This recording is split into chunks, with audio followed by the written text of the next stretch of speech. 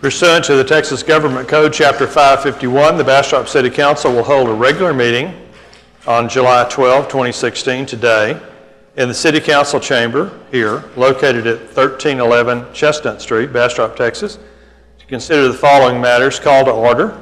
We have a quorum present. Councilmember Schiff is out of town, and I will call us to order. And I would appreciate it if you who can stand will join me in the pledge to the flags.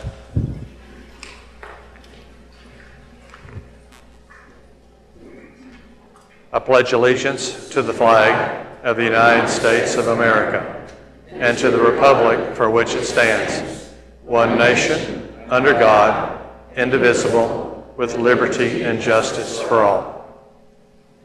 Honor the Texas flag. I pledge allegiance to thee, Texas, one state, under God, one and indivisible.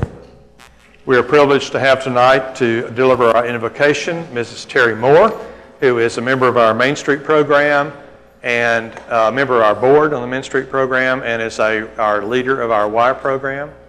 Welcome. Thank you. Thank you. Let us pray. Father, as we come to you tonight, our nation is in turmoil.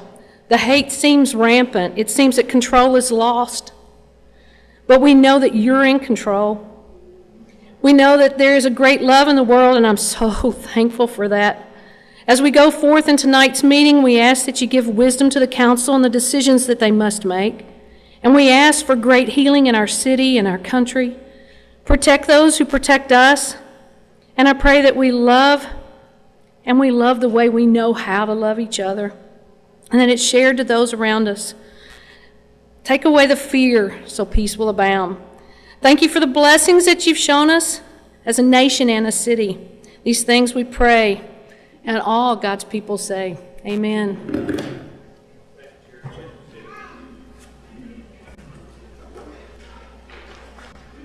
We move to presentations. We're going to go with number C first because we know we have some people that have come, quite a number of people to come to present to us. So this is listed under item D3.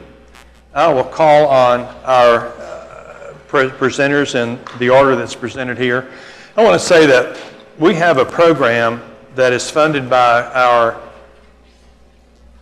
electric utility that provides an opportunity for us to help in a little way with various social service organizations in our community. We do not have the kind of money that allows us to have a social services kind of department.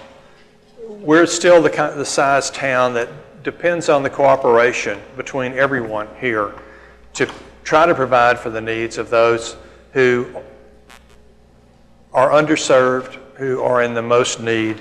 And so we put a little bit of money into that, try to help these organizations. And we have a process where we decide on how much to spend from the money that we allocate. And we have tonight individual groups, committee, who have presented to us applications. And we ask them to give them a chance for 3 minutes tonight, and that's our rule. The Mayor Pro Tem will keep track of the time, and we'll let you know when you have 30 minutes left to go, and let you know when the time's up. Austin Habitat for Humanity. Thank you for the opportunity to come out here and present on critical home repair. I'm John Pointer with Austin Habitat for Humanity.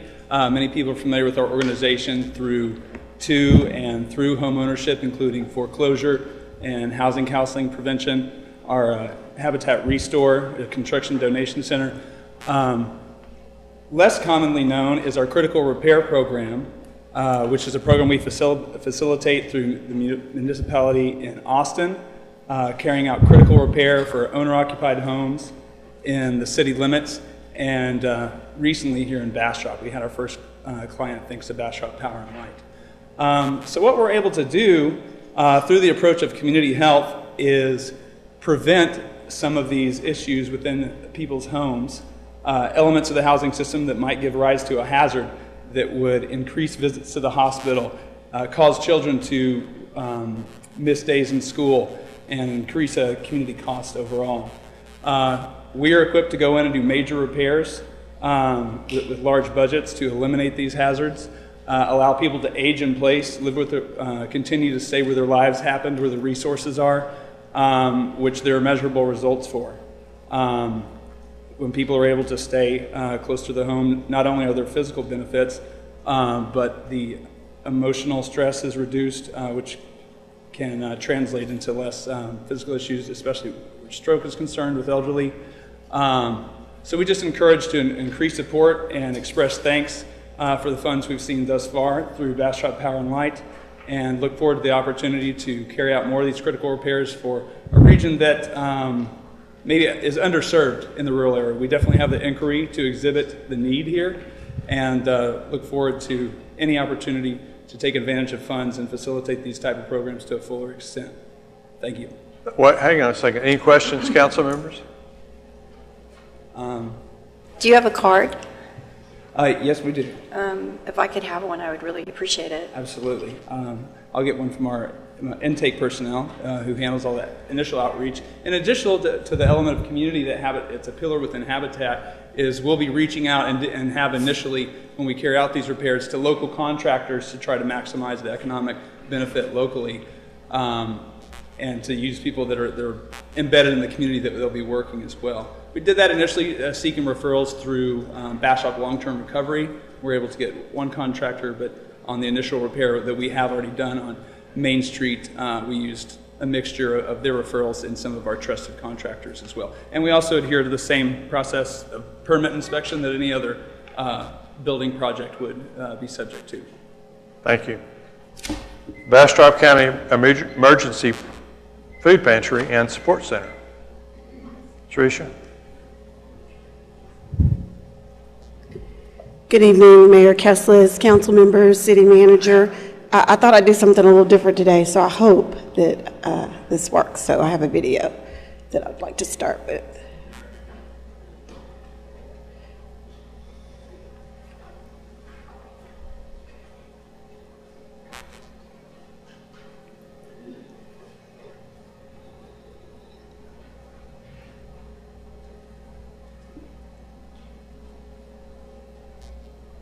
I think the sound is...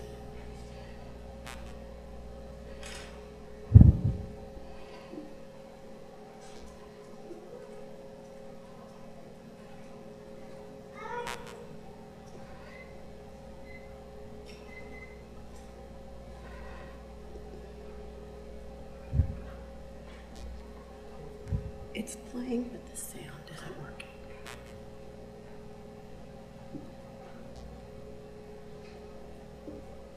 We tested it. We thought we had it.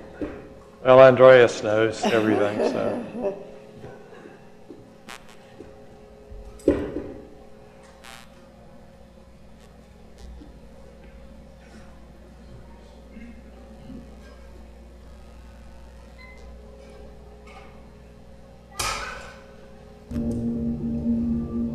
A second. Just start it over.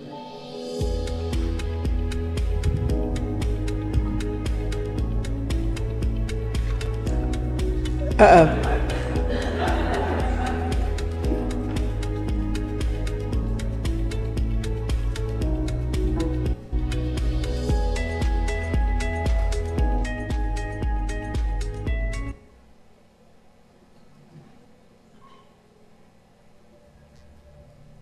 Okay, it's going to load.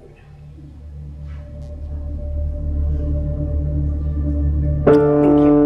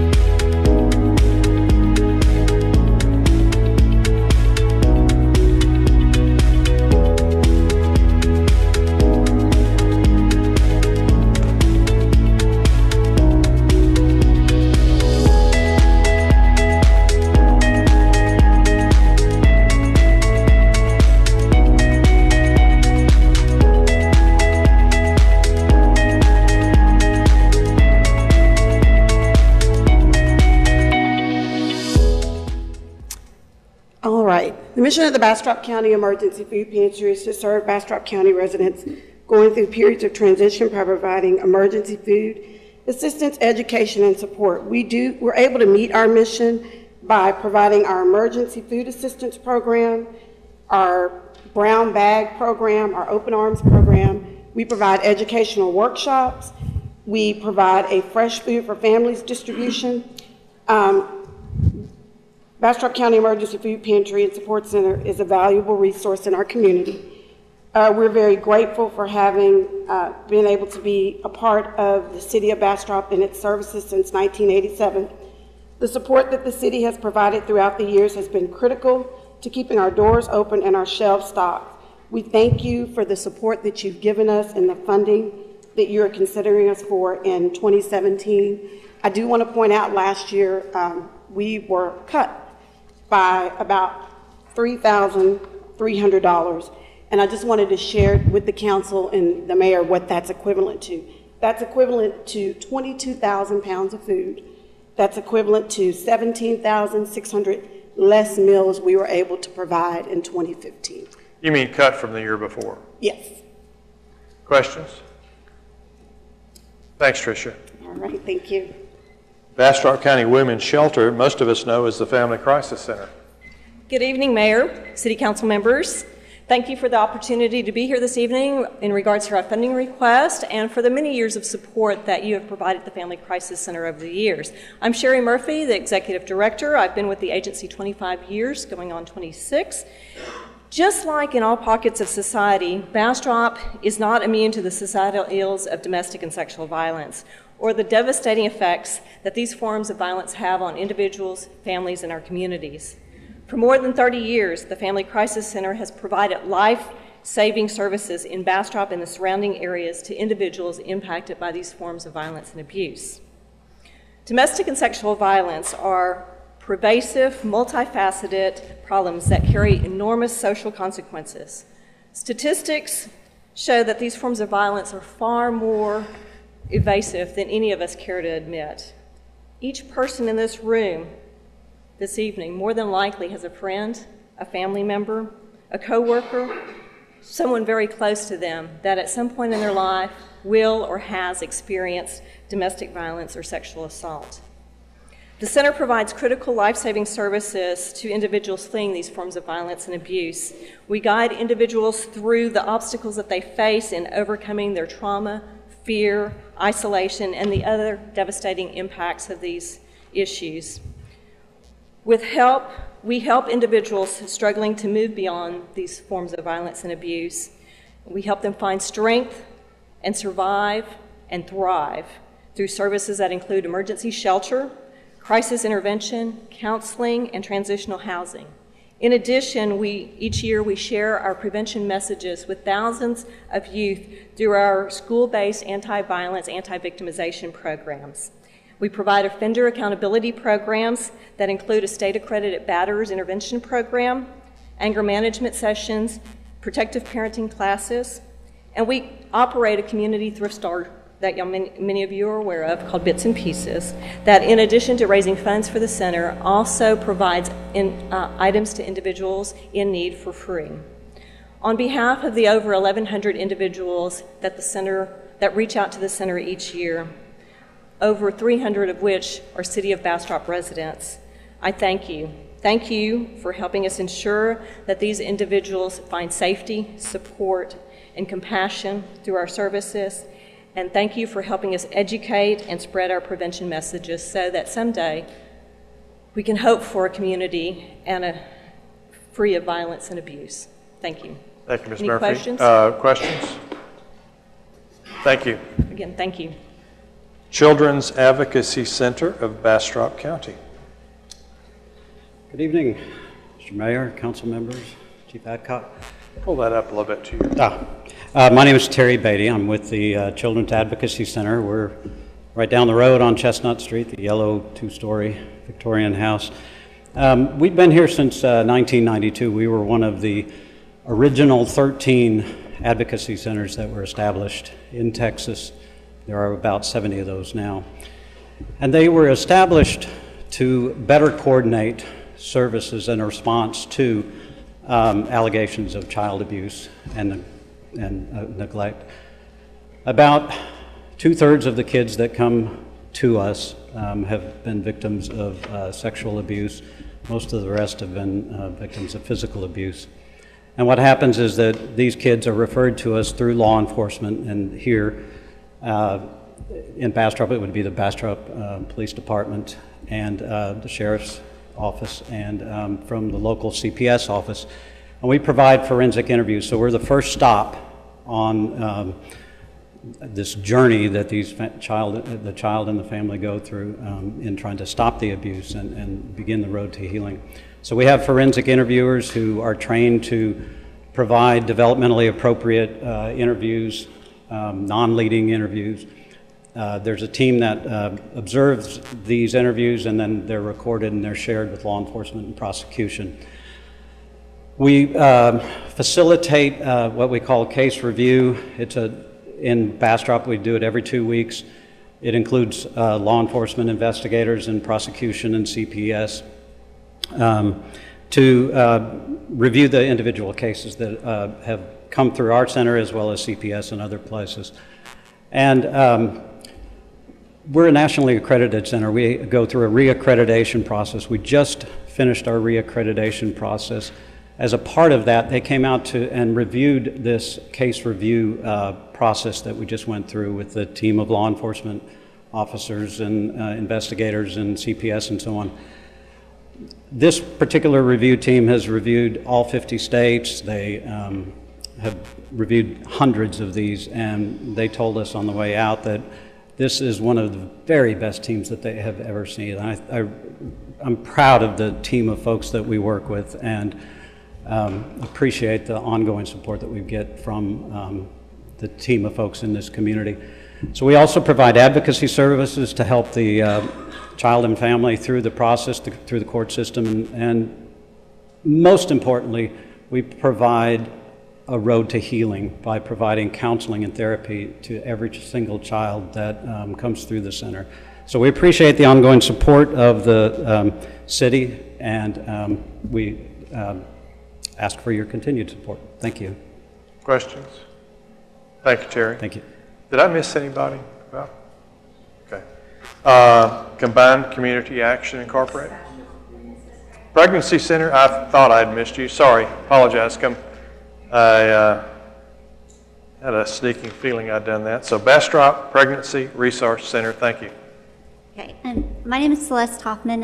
I'm the director and the co-founder of the Pregnancy Center, and I just want to thank you for giving us the opportunity to come out and share with you. We are a pro-life, faith-based pregnancy center, and what that means is we share the love of God with anyone that walks through our doors. We do everything from free pregnancy testing to helping the mother through her pregnancy with both emotional and material support. So we offer free material items such as clothing for both herself and the baby or babies, so any other children that she's had. We offer clothing from newborn to size 5T through 5T. And so, you know, she's welcome to get items for those children as well, so that she knows that she's not going to be alone, and that she can get items for those children. We have formula and diapers, baby food. We also have bigger items such as car seats and strollers and cribs. Our larger items, however, we do ask that our clients attend classes such as breastfeeding and childbirth, parenting, things so that they can feel like they can earn these items. We want them to know that they're capable of doing those things, and we want our clients to know that they can strive for these things. We also have ultrasounds that we perform. These are considered non-medical sonograms, so that the clients can see that they are carrying a baby, that this is a life and not just something that they might be told on the outside world is just a clump of cells. We want these women to know that this baby is a blessing and that it's a special gift from God. And so we also do what's called abstinence teaching. So we go into the schools and we encourage abstinence-based only teaching, because when these kids just go out and they continue to do this process, they're just hurting themselves. And so we want them to know how special they are, and that there's a plan for their life. And so this teaching encourages non-bullying and for them to continue on with school and to stay off drugs. And it just covers such a huge, wide variety of subjects. It also reaches out to men, so it's not just focused on girls. It covers a huge, wide range. And we've had clients as old as 65 come in, so it's a huge, wide range. And so I just want to thank you for having us out today, and thank you. Questions? Thank you very much. And now combined community action. Council, new faces on the council this year. I'm Kelly Frankie. I'm with Combined Community Action, and we have been providing services in Bastrop for 50 years. We celebrated our anniversary in March of this year. We provide programs such as weatherization. We can make homes more energy efficient for the elderly and disabled in their homes. We also have a case management for at-risk youth and pregnant women, and we have a social worker on staff currently working with 30 individuals in the city of Bastrop. We have a tenant-based rental assistance program that we applied for and received in 2011 after the Bastrop fires to help the displaced members of the community. Some we did have to move out of the community because there wasn't enough housing, but we continue that program. It is a disaster relief program. We have helped people through the recent fires and the flooding, so we continue to put people on that program. It's a 24-month program where we help with rent and utility assistance while they get back on their feet. We also, I guess what we're most notably known for is our Senior Nutrition Meals on Wheels program. We have a center here in Bastrop, and last year we served over 12,000 meals, currently serving about 1,080 meals a month to seniors in the city of Bastrop. A lot of those seniors cannot afford to make a decision about food and medicine, and some will go without food. So receiving that meal, hot noon meal every day, takes that burden off of their finances. It's also known that through the Texas Department of Aging and Disability Services, to put a senior in a nursing home costs over $41,000 a year. We can provide meals for a person, it's about $1,290 a year. So there's a big difference. We can save money. They stay in their home, they're comfortable, they're independent, and most don't want to go in the nursing home. And last year we provide utility and rental assistance. And last year in the city of Bastrop, we provided utility assistance to we made 226 payments on behalf of the city of Bastrop clients to Bastrop Power and Light in the amount of $43,868. That's kind of what we do in a nutshell. Do you have any questions? Yes. Okay, and let me go. Oh, Card. Kay next. No, we're done. Can you tell me again how many meals you supply to? In the city of Bastrop, last year we provided 12,987 meals to seniors. And currently we're right at about 1,082 meals a month this year in the city of Bastrop. So they can come to the site at the settlement if they're able to in a congregate setting and eat with other seniors. And for those that are homebound, we have volunteers that deliver to their homes 5 days a week. Thank you. Okay, and we really need the money. We only get a certain percentage of the funding from the Older Americans Act, and the remaining we have to have as match, so it's very important to receive the money from the City of Bastrop. And this would be part of your match? Yes, ma'am, to continue to provide the meals. Okay. All right? Thank you. Thanks. Thank you. Casa.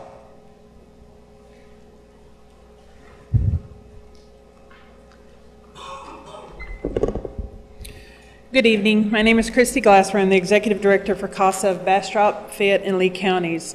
On behalf of CASA, Board of Directors, staff, volunteers, and the 322 children we have served so far this fiscal year, I want to thank the City of Bastrop, Mayor, and the Bastrop City Council members for the past funding support and the opportunity to present for inclusion into the upcoming city budget. For 29 years, our organization has recruited, trained volunteers to advocate on behalf of children removed from their homes due to child abuse and neglect in Bastrop, Fayette, and Lee counties. Our mission is to improve the lives of those abused and neglected children by providing a CASA-trained volunteer to advocate on their behalf until they are placed in a safe, nurturing, and permanent home. Currently, our organization is serving 322 children over the three-county area. 215 of those children are from Bastrop County. 95 were removed from the Bastrop city limits. The reason for those removals, about 85% of the children who are removed from their homes is because parents are neglecting them due to drug abuse. The remaining 15% of those children removed are removed because they're being physically beaten and they are being sexually abused, and other reasons as far as medical neglect. We provide volunteers who are trained through a 30-hour training to provide advocacy on their behalf. Not only are these volunteers going out and meeting with these children monthly, they are spending over 15 hours a month with these children in their home, in their foster care home, at school, with doctors. We have the ability to advocate not only educationally, but we also have the ability to advocate medically. We have children who are being over-medicated with psychotropic medication. We have the ability to go in and ask doctors why, and we want those children taken off of those medications.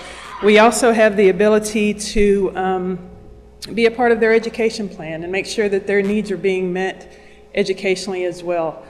We compile all of this information and deliver that back to the judge and to the courts to ensure that they know that these children's needs are being met, or if there's needs that aren't being met, that those needs are being met.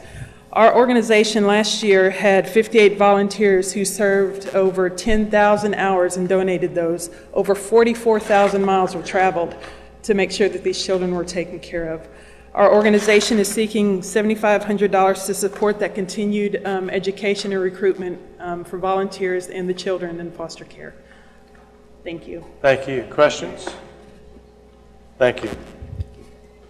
Keep Bastrop County beautiful.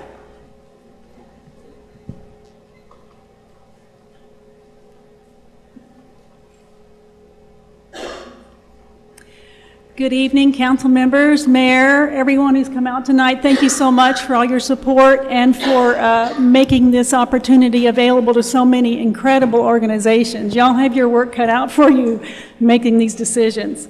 My name is Melissa Middlebrooks. I'm the president of Keep Bastrop County Beautiful. This is my husband, Scott Selstad. He's going to be working the projector. He's also a board member and my partner, and I'm so thankful to him and all the other board members. Our mission is to inspire individuals and businesses to improve their communities and the natural environment. We are a nonprofit affiliate, gold affiliate of Keep Texas Beautiful. We are completely volunteer-based. We logged over 4,400 hours last year just in volunteer work around the community. What we do litter, our organizational goals are litter prevention, beautification, waste diversion, resource recovery, educating people about recycling, what they can do to repurpose, reduce, reuse, to make our community a more beautiful place to live. We're also kind of branching out into looking at supporting sustainable living, and working with the community gardens and food production. We have several partners in the community who have been supportive for us over the years, and we're greatly appreciative to them as well. Our educational approaches, we have community meetings where we do different educational presentations on things that can help people learn how to be more sustainable and more responsible in the community. We have festival booths where we hand out this flyer. It's called Talking Trash in Bastrop County, and people can open it up and take a look and see, well, if you have something, where can you take it, and who will take that sort of thing. We participate in the Don't Mess with Texas Trash Off. We collected a lot of recyclables and trash from the Texas Bastrop State Park this year. We also have the Bastrop River Rally, where we clean up the area from Fisherman's Park down to the Lost Pines Nature Trails. We also have online resources. People can go to our website and find out where they can take certain things to be recycled. Thank you. Go ahead and skip to the end. Thank you, sweetie. So our future goals are to increase grant funding sources, to expand our leadership role in the business community. Right now I'm told that we have 60% of the people since Waste Connections, formerly known as Progressive, has put this into the downtown community. 60% of people downtown are recycling. We have about 9% of businesses, so we'd like to get that number up. Thank you very much. Questions? Thank you very much. All right, reduce, reuse, recycle. Thank you. Pastor Nava, in the streets, hands up, high ministry.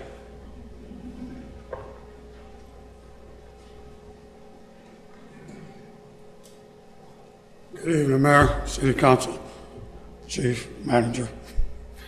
We're here seeking funds for the Open Door Soup Kitchen, knowing that our numbers have increased as we feed Monday through Saturday now, not just breakfast, but breakfast and lunch all the way through till Saturdays.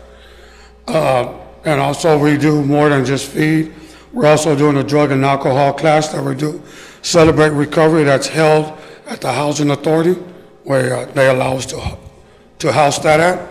And then also the nurse that we have that does free health screening as well. Right now our numbers have grown through a month. We're averaging 1,355 people a month, and that's just the first meal. That's not including second meals. That's how many meals we serve per month. And what we're seeking is the funds just to help as we're growing, and we're moving to a bigger place because that place is not holding it no more.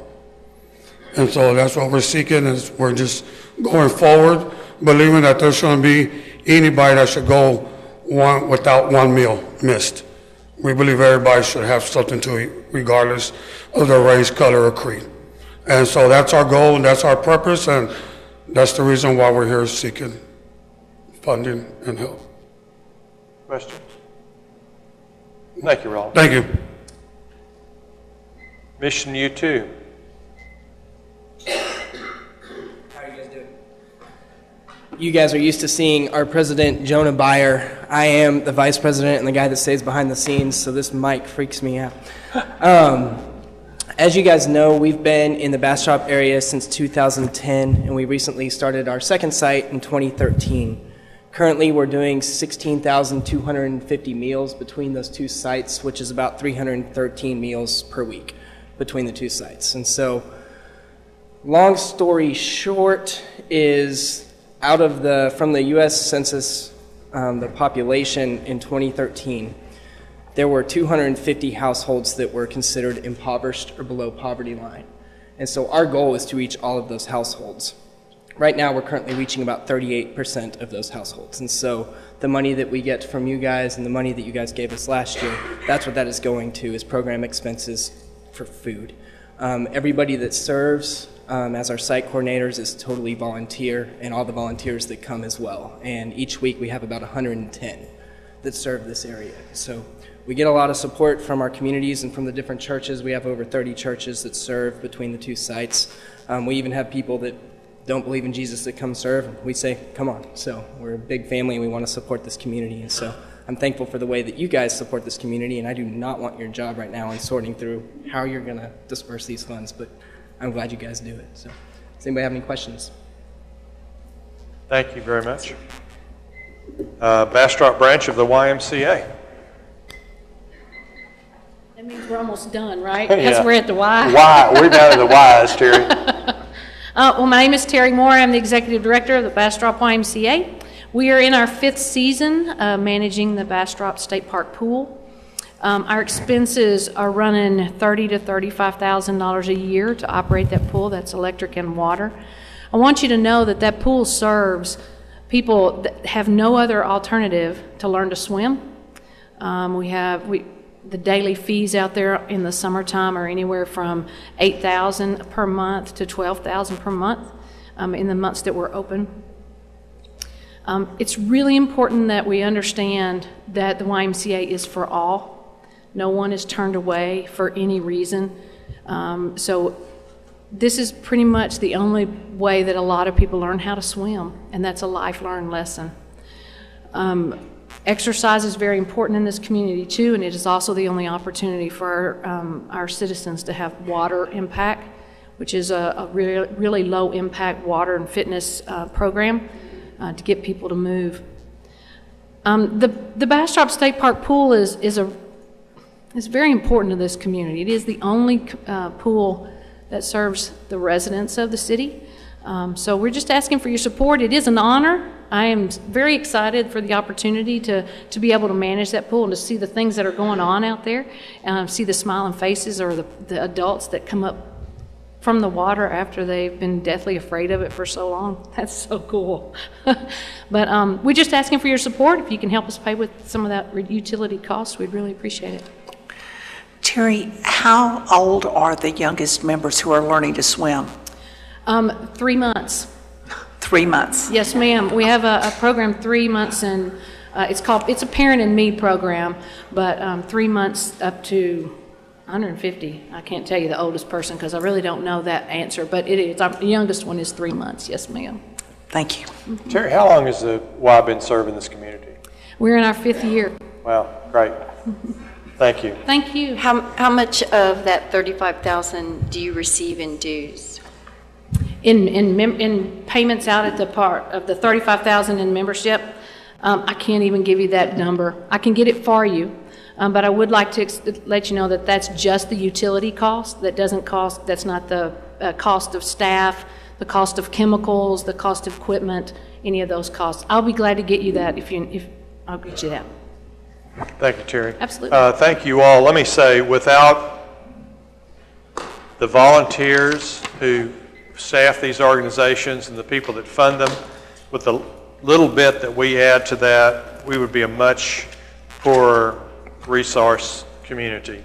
We have a partnership with all of you and others as well that helps make this community the great place that it is. So I want to thank you all and applaud you. And I will say that the Bastrop Power and Light, part of our operation, our enterprise company, provides the money that we give out. We will be deciding exactly how much that will be as we go forward, and the council members will use a process we have to decide who gets what portion of that. So thank you all. Your input is very important to us. Your service in our community is invaluable. Thank you. We're going to move to item B under presentations, and I will call on our city manager.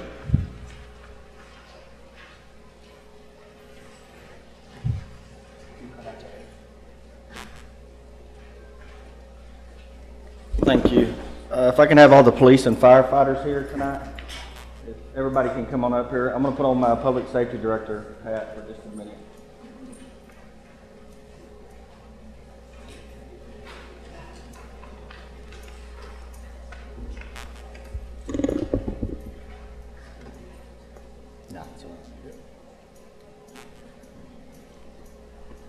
I know we've had a lot of flooding in the community, and I want to be the first to say I was out there at 1, 2 in the morning with the flooding, and I witnessed these men and women with the police department and the fire department risking their life to save other people's lives. And I don't think we sometimes remember that, and I'm very proud to serve them as their public safety director.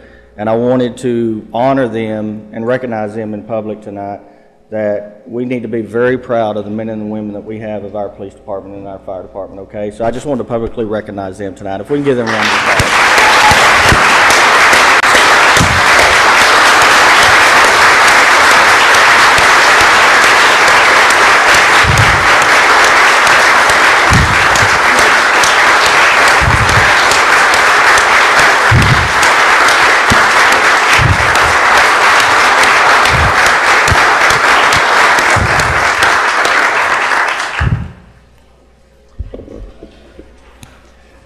Chief, I'm going to call you Chief for a second instead of City Manager.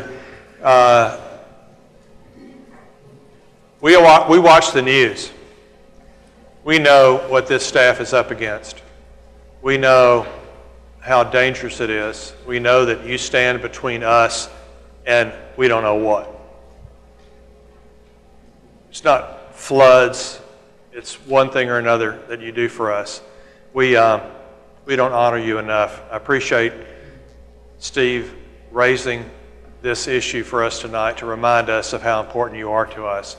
I think everybody in this community would share what I'm saying tonight. We love you. We care for you. We depend on you. We'd be in serious trouble without you. So thank God for you all.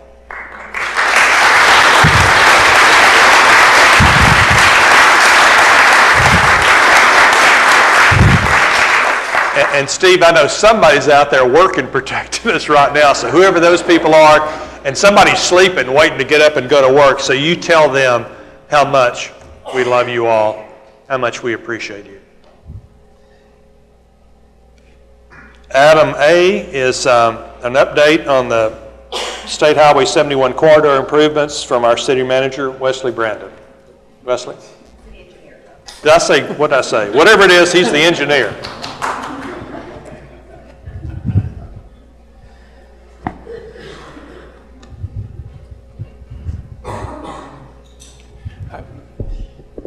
Mayor, Council, thank you very much. We just thought it'd be a good opportunity to give you a quick update on the projects. Is that better? Give you a quick update on the projects that have been going on along Highway 71. We've got the project that's wrapping up on Tahitian Drive, and then we've got the new overpass project on Highway 95 that's just getting started. So just a quick rundown of the projects themselves. We're kind of looking at those in 3 different phases, with the first phase being the Tahitian Drive overpass, which most of us know it's getting ready to finish up. They're scheduling to switch the traffic off of the new frontage roads onto the new main lanes a week from Thursday. So that'd be July 21st, and so you can expect to be on the new overpass and not having to use the frontage roads. That'll leave them with a little work left to do, and so they expect to be completing the project sometime next month, which is, if they finish it next month, that would be almost 3 months ahead of schedule. Now the Highway 95 overpass, of course, is just getting started. Here's just a quick brief schedule for that. Starting in February of next year is when they're anticipating switching the traffic in a similar way that they did on Tahitian, where all of the main lane traffic will be pushed off to the frontage roads, and while they work on the main lanes and the overpass.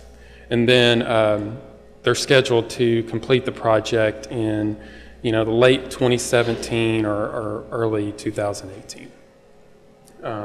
Now the River Bridge phase is currently not funded for construction. However, they are pursuing a letting date, which means that they're trying to get the design and everything ready to go so that they can put it out for bid in late 2018 or early 2019. And that project includes connecting the existing frontage roads on the west side of the river with the new frontage roads that are being built with this phase.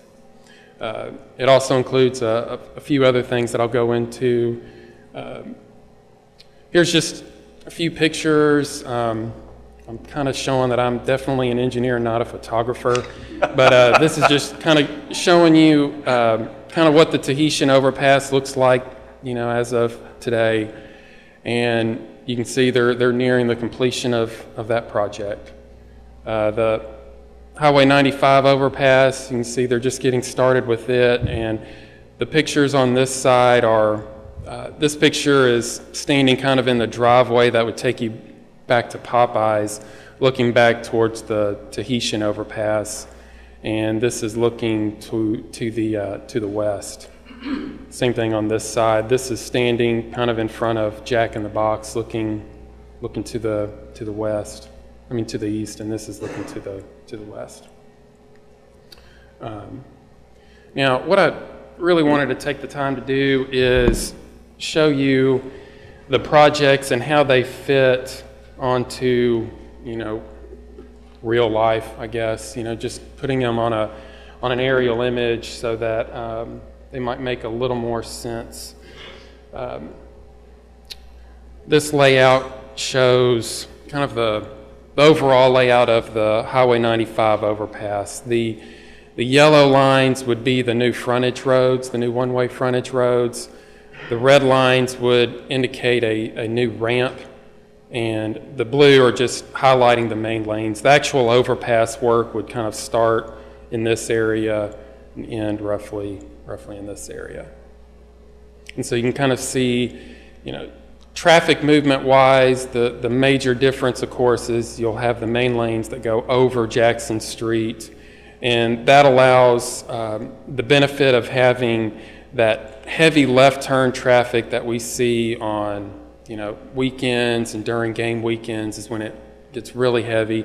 They'll actually be separated from the main lane traffic, which will really allow us to, or allow TxDOT to adjust the signal timing to give that movement much more of a priority. So it'll allow that area that queues, well in advance of the intersection. It'll give that movement much more time to get through the intersection and on the way. So that's kind of the main difference you'll see with this project. And then I'll just quickly show you what the River Bridge phase will look like.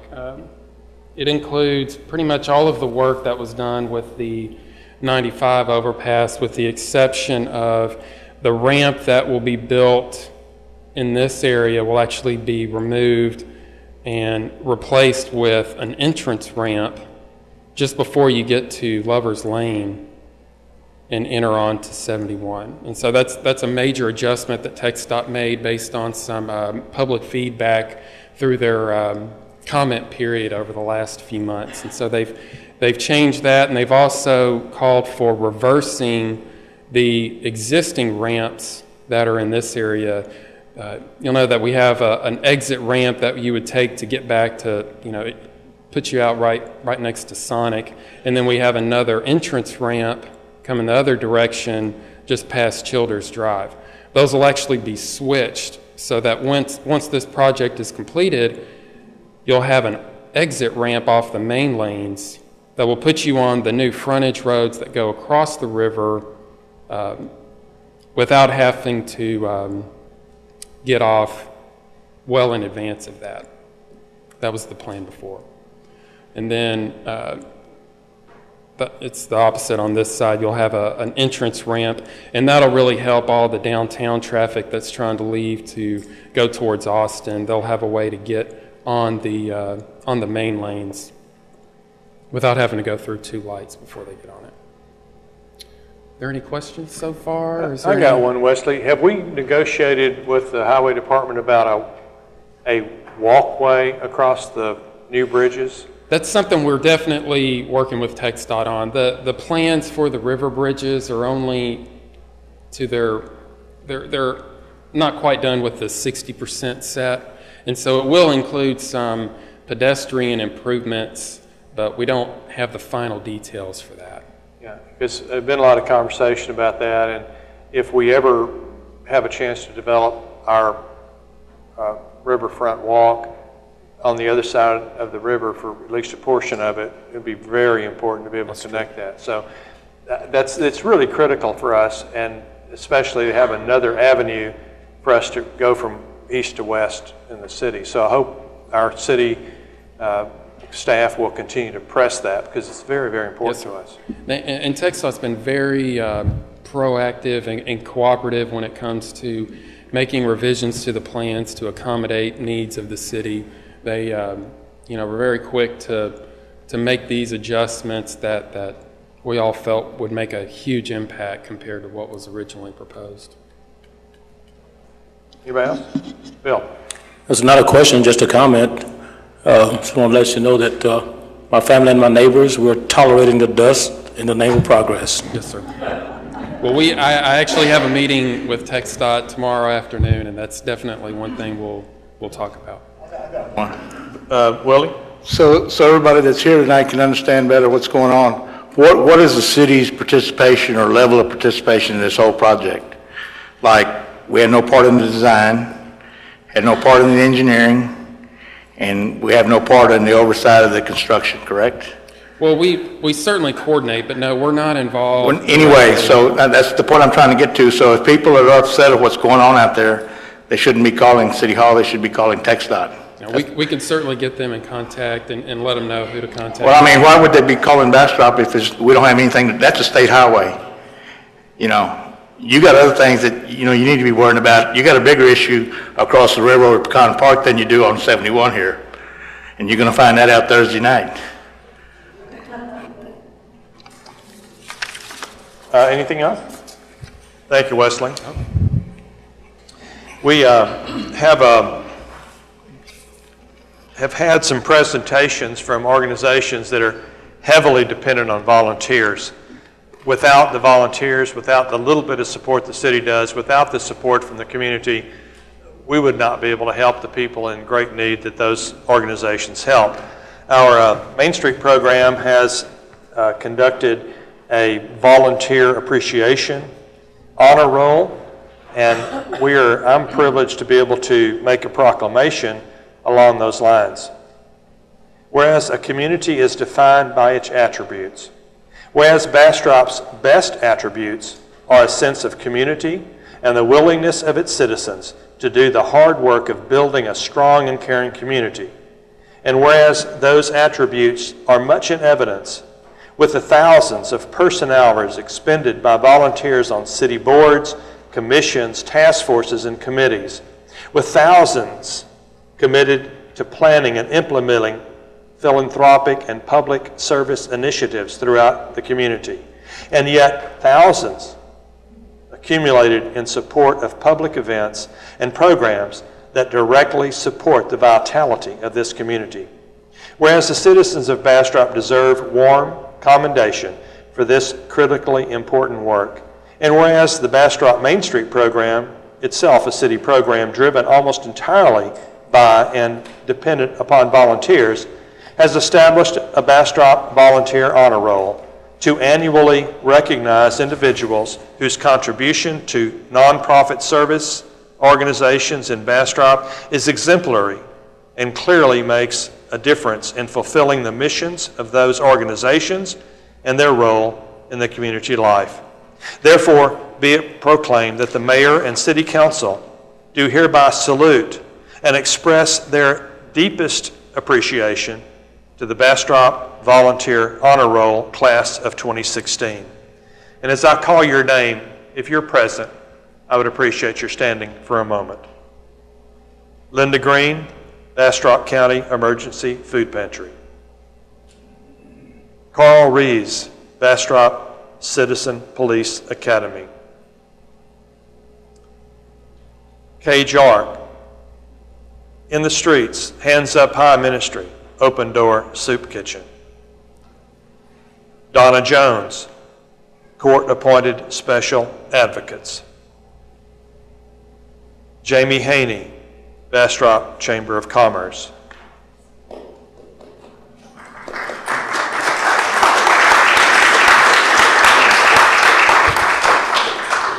Pat Anderson, YMCA.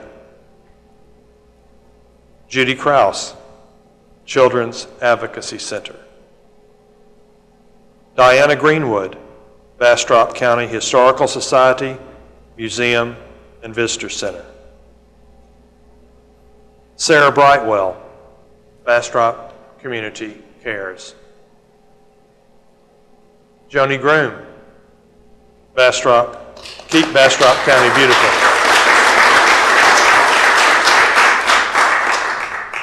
Shannon Matley, Bastrop Animal Rescue.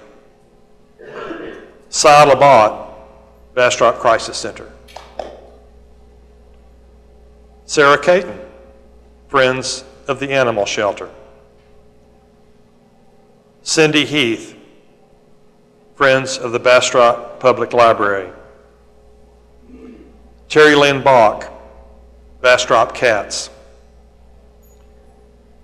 And in witness whereof I have set my hand and caused the seal of the city of Bastrop to be affixed this 12th day of July 2016. And Sarah, would you come receive this, please, on behalf of all these honored citizens?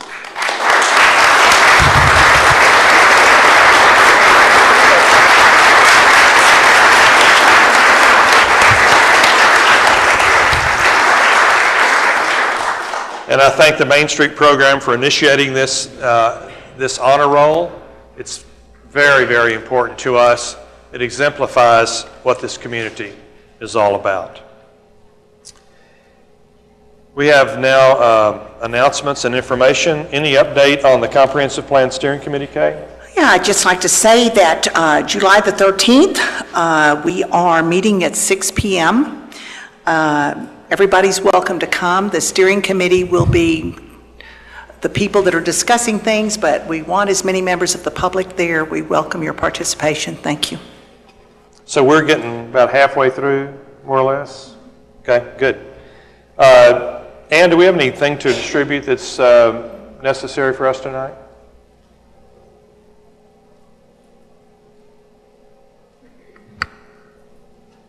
No, we don't have anything at this time to distribute. Thank you. We have, yes.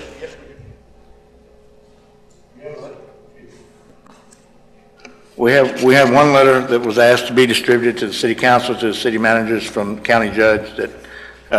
You want to tell us about that? No, I'm not going to do that. Do we have copies? Copies of it, and you know, I think a better procedure. I mean, we're going to talk about it tonight, but I don't know when we're going to talk about it. But I think Mr. Talbot knew about this before.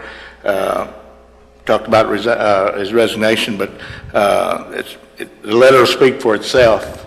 There's some people I think on the council that know what the county judge and the commissioner's court are proposing with a building on city property at Mayfest Hill. So as soon as this letter can get distributed to the council that they can read it, I'm sure maybe members of the court or the judge will be in contact with them. So regarding a partnership with the city and the county regarding a building on our land at Mayfest Park, that will be, I will assume you'll post that for a meeting at a future time? I want to ask you to. Okay, the Mayor Pro Tem will be asking me probably on the 26th to put this on the agenda so everybody will know what it's about and we can decide whether to take action or not. I'd like to say something. Yeah, okay. Yeah, I know that the mayor has a preference for getting things done in an orderly fashion, but I'm usually here a few minutes before council, and I find it easier to just have the things given to me. So if they come through Ann, that's fine, but I also want to let everyone know that if you have something you want me to see at the last minute before council, I don't mind you putting it on my desk. I'll do my best to read it. Well, if you have something for all of us, let us know so we can stop and read it and not be caught short. So that's the whole idea. I think we have identified future meetings that are coming up in various places. There's nothing in real particular, Steve, that we have to talk about tonight in terms of what's coming up. Next week we have a budget hearing, is that correct? Budget meeting on on Tuesday the 19th. So I have asked for the privilege of speaking about something of importance to me, so let me just say it. For the sake of our fine community, I'm sickened by the hateful letter sent out last week to voting citizens of Bastrop. Its message is filled with lies, misrepresentations, character assassination, and delusionary rhetoric intended to harm me, but its contemptuous negativity also damages everyone in this town. I'm horrified that such a level of viciousness in the political arena has invaded our peace with an intensity not seen for many decades. I'm fearful that this kind of maliciousness, if not rejected and expunged from our midst, will discourage good people from a willingness to serve in elected office. My commitment to the principles of American democracy leaves me repulsed by it, because I know we are at our best when we engage in open dialogue in which everyone comes to the table with his and her ideas. Opponents express their views in turn, and the whole group chooses what is best for the greatest number and the greatest good. I was tempted to ignore this hateful attack because my faith teaches me that only love can overcome evil. But my grandchildren have taught me that love also requires that bullies be confronted. My daughters tell me that lies must be corrected and the record set right. So I wrote a response to each appalling accusation, posted it on Facebook, and submitted it to the Bastrop Advertiser for publication in Thursday's issue. I appeal to all open-minded and reasonable people to read my explanation of the truth and my references to facts in the actual record.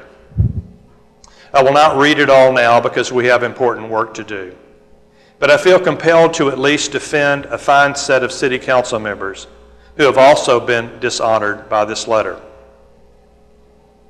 I find it reprehensible that anyone would accuse our council of being sneaky in regard to proposing an amendment to our charter that would ensure that future city councils can never sell a utility without a vote of the citizens. This must especially offend Councilmember McAnally, who not only have voted for the proposal, but has also championed the cause among us for many months. Furthermore, the council would never and could never market our relatively small amount of water. Why would any reasonable person distort this council's intentions? The letters questioning the council's unanimous decision to propose a clarifying of council offices for an important purpose is equally disgusting. All they did was respond positively to a flaw in our charter that permits a majority of voting members to legally meet in private to discuss and effectively decide city business. True, the effect of this passage, the passage of this amendment, could affect me in the 2017 mayoral election, but it would also allow Councilmember McAnally to run for mayor, and if Mayor Pro Tem De La Rosa should win the office of mayor next year, it would allow him the freedom to run for a second term in 2020. To attempt to injure me by besmirching former Councilmember Joe Beal is reprehensible. He was unanimously or overwhelmingly elected 3 times by the citizens to the City Council. His credentials are stellar. It is unconscionable to single him out for ridicule for receiving a mayoral proclamation of Joe Beal Day when I made similar proclamations for Kelly Gilliland and Dot Jackson and plan to do the same for Kay McAnally next May. To accuse me and the council of engaging in an illegal meeting on June 20 because we supposedly intended to discuss the city attorney in executive session, although the posting was only about the city manager, is contemptuous. Nothing could be further from the truth.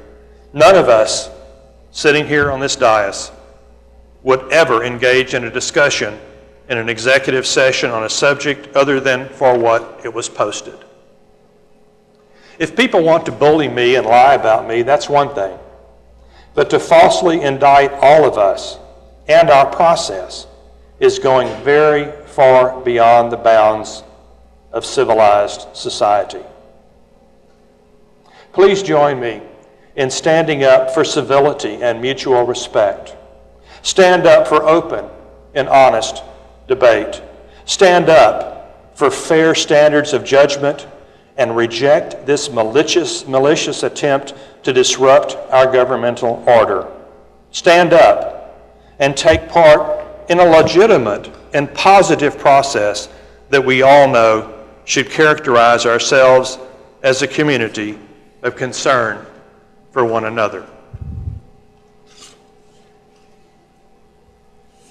What's next, Dan?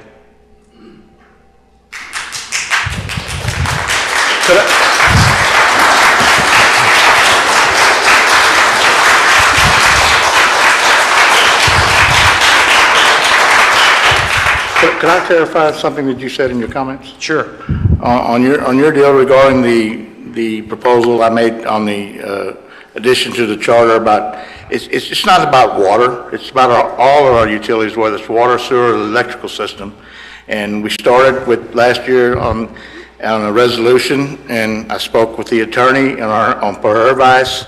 She said adding it to the city charter would ensure a voter vote if some council in the future chose to want to sell one of our utility systems. So that's why I brought it forward, and that's where it was. But in that letter that you received and I received, it was twisted to insist that I was trying to avoid the process and create a vote through a charter that could sell one of our systems, and that's the furthest thing from anybody that's ever been or knows me here in Bastrop of selling any of our water system or electrical system to anyone. But one thing I want to make sure everybody understands that the individual with that group that sent the letter out, I guarantee you she didn't tell you that for her personal gain, she was going to expect the citizens of Bastrop to pay that $10,000 to $12,000 it was going to cost you to have a recall election.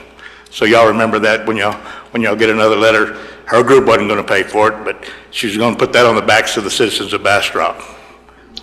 Willie, thank you for the clarification and for making that suggestion that we have been working on for a very long time on this council. We are at citizens' comments. Do we have any requests?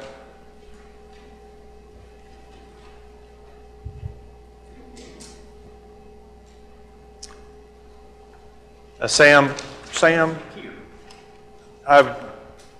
you sent it to me and I forgot. Thank you very much. That's okay. You're on for 3 minutes. Four-letter word, but yeah, it's okay. Thank you. Mispronounce. So, I'd like to discuss just the 1832 farmers market. Make my comments. I was very disappointed at the city government's flip-flop and lack of commitment and courage on the 1832 farmer market decision, giving the current management another 6 months. It appears that you gave in based on emotion and not common sense. The city manager and the mayor brought you a good solution, you agreed with it, and then reversed your decision. It is sad that in these times of great growth and opportunity, that the city government has apparently lost its way, lost its ability to work with others, and also seems to have lost its courage.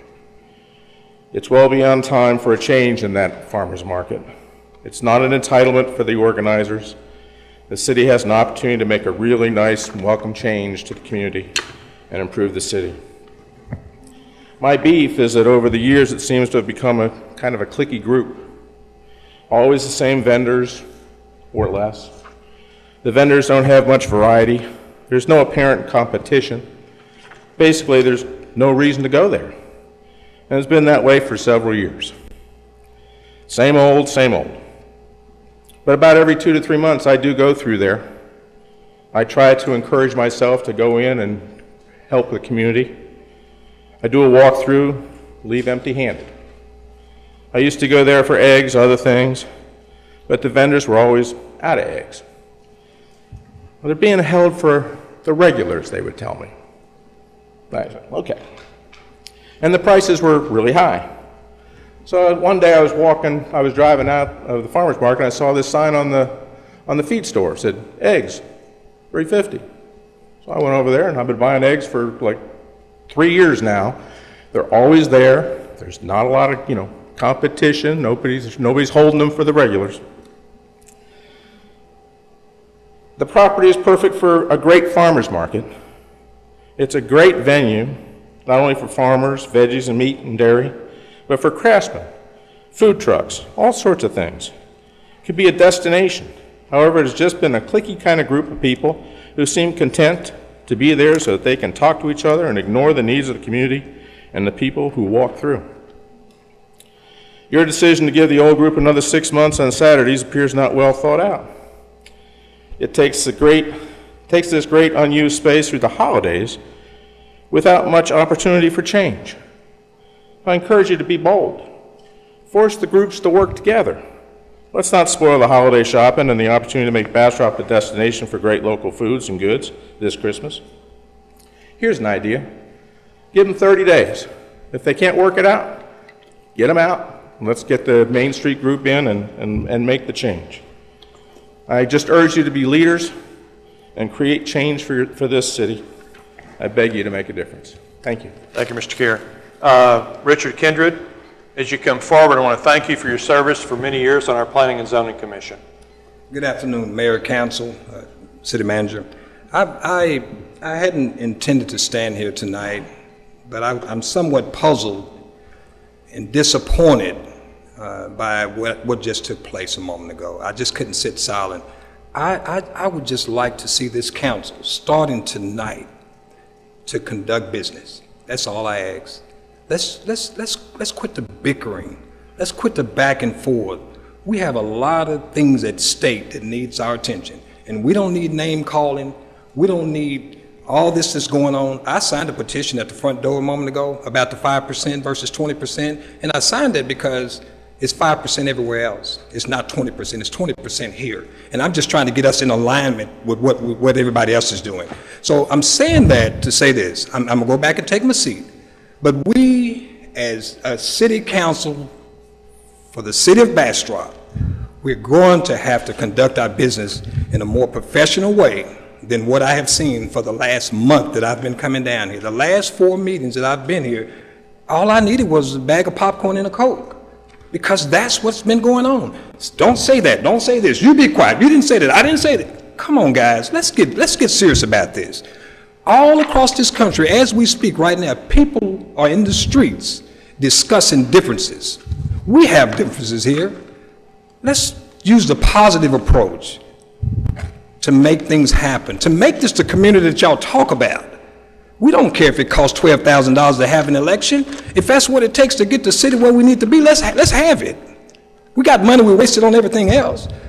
Come on, guys, please. I challenge you, each one of you all, I challenge each one of you all to conduct yourself in a more professional way, respecting one another while you respect the citizens of this town. Thank you. Thank you, Richard.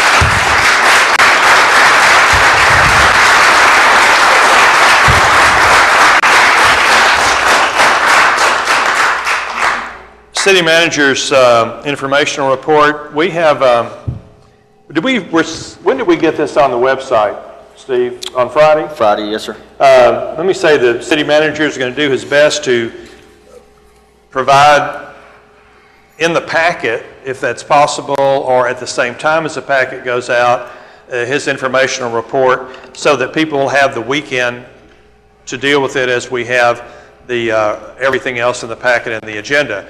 We're not going to hold you to that, but we appreciate your getting this together in a timely fashion as you have done this particular meeting. So, Steve, go ahead. I just want to touch on a couple of things because we have presentations on some of these things. The fire station is pretty much complete. We're still waiting on the lettering, and we're hoping that that'll be done by the end of the week. If anybody hadn't gone by there and looked at it, it looks really good. I thought they did a really good job on it. Also, on number 4, I know we have a presentation in a little bit by our Public Works Director, but I did want to say to the council that I think as of Sunday, we have been declared for public assistance. About 3 weeks ago, we were already declared for individual assistance.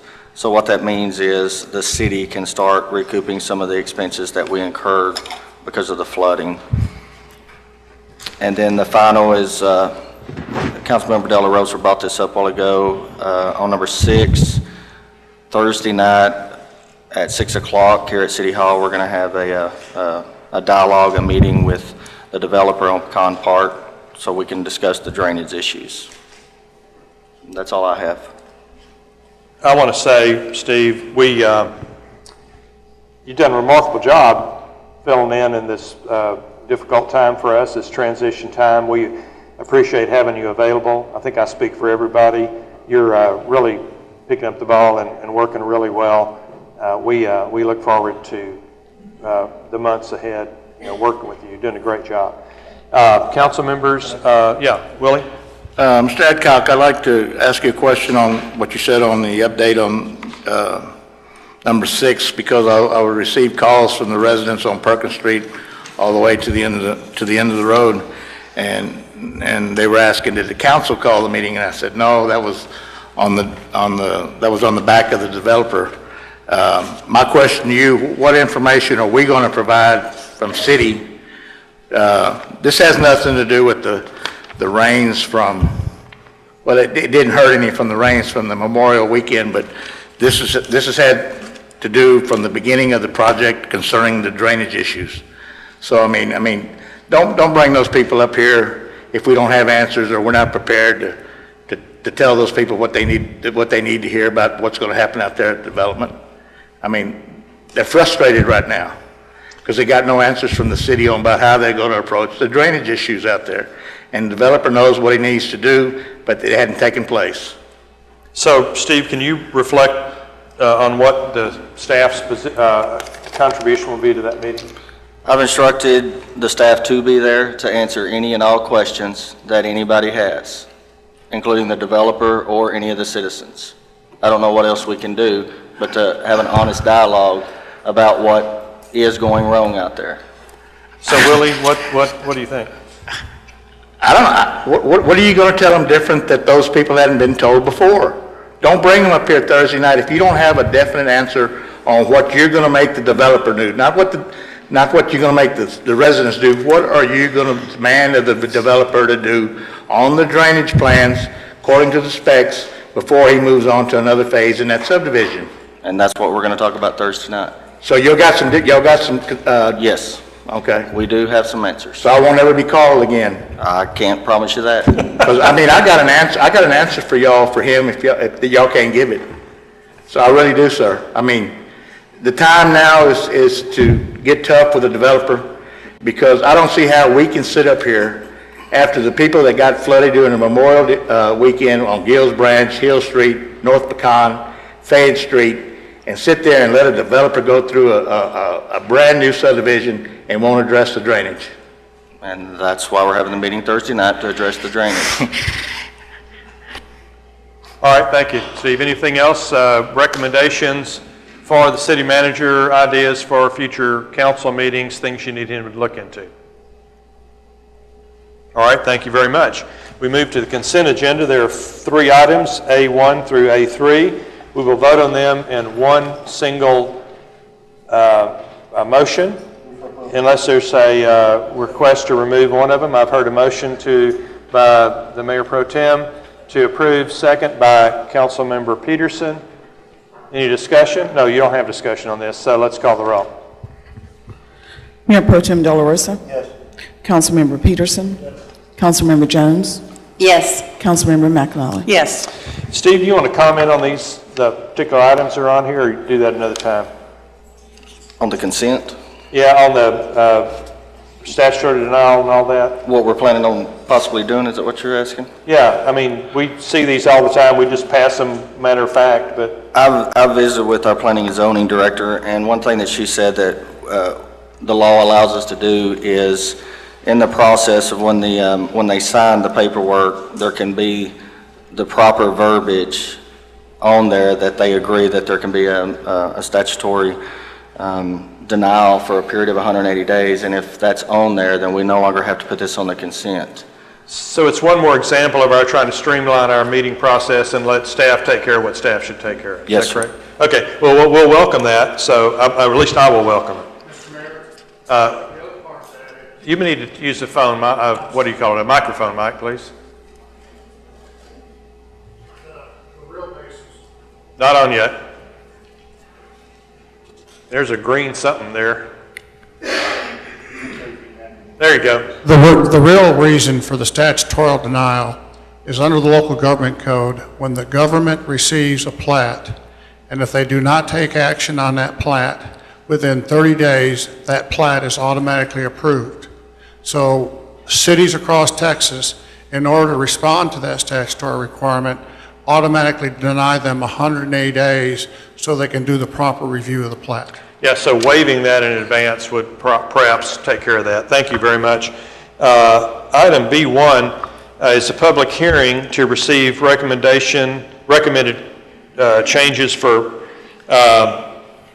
suggestions for potential charter changes. One of the things that Mike talked about several weeks ago was we decided not to have a charter review committee, but we thought that having a couple of hearings would provide the citizens to be the charter review committee, and I think we've heard some comments on that. Excuse me? And the first, sorry? I don't believe we decided not to have a charter review committee. Okay. I think the question was, are we going to have a charter review committee? Well, okay, let me say this. What I understand in terms of our deadline for getting things in for the charter is about up, but I will post next meeting if you want to a question about having a charter review committee. Well, I remember Mr. Talbot saying if things were not done, I believe it was this meeting time, that we weren't going to have time to get these things on a ballot. And I am just saying, we haven't decided no charter review at all. I think it's very important that we discuss that. Let me let Mike respond, because Could I make a comment before the Case asked him a question. Mike, would you respond to that? Yes. Per the council's instructions, Ms. Brown and I worked together and prepared the charter amendments, one regarding the sale of the city utilities, and the second, the changing of the offices and the quorum issue that you brought up. I did submit those to Ms. Franklin last week to be distributed at the budget workshop, and I was told they were pulled, and so I can send them out in the morning, but they're ready to go and get council review, but we do need to get council input, because we will need to start taking action by 2 weeks from tonight. But my understanding was that we instructed you to work with Ms. Brown on the wording in case we have. And that has been done. That's right. Okay, thank you. So Willie's next. And I certainly don't want to keep Ms. Gilliland from coming up here and talking to her agenda item, but if I could, I know we at one time, talked about what Mike was talking about as far as a charter review. I didn't know that we said we didn't want to do a charter review committee. We talked about time, but Mayor, in our charter book, it calls for a review of the charter every 6 years. Yeah, it calls for the city manager to provide the review, and Mike didn't have anything to say when we did that, and we'll ask Steve to make the same recommendation. Well, be that as it may, I mean, I brought up a charter amendment. I think Ms. Gilliland was going to propose something. Gary Schiff proposed something. Right. So, I'm not against. I think we might ought to look at creating a charter review committee to go from front to back and take community input from citizens out in the community and look at our charter Like again. I said to Councilmember McNally, you want to put that on the agenda for the next meeting, we'll do it. I definitely want to put that on the agenda, because I think it is imperative that we talk about a review instead of a Band-Aid. Ann, will you put that on the agenda for the meeting on the 26th? And also... Excuse me, I went through. I'm sorry. But I surely don't want the lady that wants to speak to B1 not to have the opportunity to speak. If I'm going to call on her. Okay. And also, Steve, will you figure out what the time frame is? Mike has talked to us repeatedly about the difficulty of the time frame on this. So we'll have a report on that for the next meeting as well. Yes, sir. Okay. In the last council, Councilmember Gilliland proposed a change, and we talked about it, but we never really settled anything. We just talked about it. So I've invited her, because that was not completed, to come forward now that we're here at the last hour to make her proposal again, to say whatever you want to say. So Kelly, please come forward and either repeat what you had or take a second shot at it or whatever's on your mind. Sorry, I have a cold, so excuse me. Well, I'm kind of surprised that you called me back to speak on this charter amendment because, or the suggestion for a charter amendment, because I got such negativity when I proposed it the first time. Then I heard Ms. Jones talk about why should I come back and speak on this when it's already been decided. So I'm kind of at a loss on whether or not it'll actually be considered seriously. Well, can I respond? I'm speaking. Thank you. I asked you back because I thought it was a courtesy to you because I don't think we ever finalized it, Kelly. No, we didn't, but I got such grief from you all when I did suggest it that it made front page news. And you said my idea was ridiculous. And the members of the BEDC who were serving on the BEDC at that time said that was an insult to not be a voting member on a city board. So it made front page news. And nobody except Ms. McAnally supported it. So I'm glad you want to hear it again, but I am not of the opinion that you're going to take it seriously or that you're even going to consider it, which is why I am suggesting what Mr. De La Rosa just suggested, is that you put this before a charter review committee. Not you guys, not people in the community that serve on boards already or have a vested interest, but an impartial committee that looks through every suggestion that has come before you. Excuse me, I'm fixing to sneeze on you. Every suggestion Take your time. that has come before you and evaluates it from a third-party viewpoint. Because, frankly, this has been fought in the newspaper already. Ms. Jones said I didn't need to come. I asked for some consideration twice and didn't get it. I'm okay so far. So if you're willing to consider this, you know, I'll go through the pros and cons again, but I think that the city needs a formal charter review committee that can do this impartially. You've got your hands full with a lot of very important problems right now, even more than when I was on the council. I don't think you have the mental energy to go through detail by detail on what the charter might need. Mr. Talbot is out, Mr. Adcock is new, Ms. Brown is in limbo. You need some impartial committee to look at this, not do it by November, do it by May, as Mr. De La Rosa said, and make sure it's done right, because it can only be done every 2 years.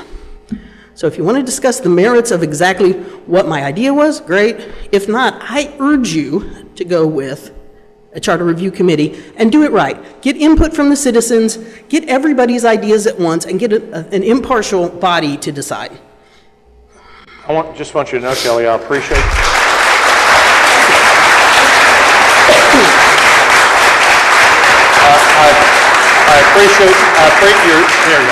I appreciate your service on the council, and I didn't think we had finalized this. If I'm mistaken, I apologize.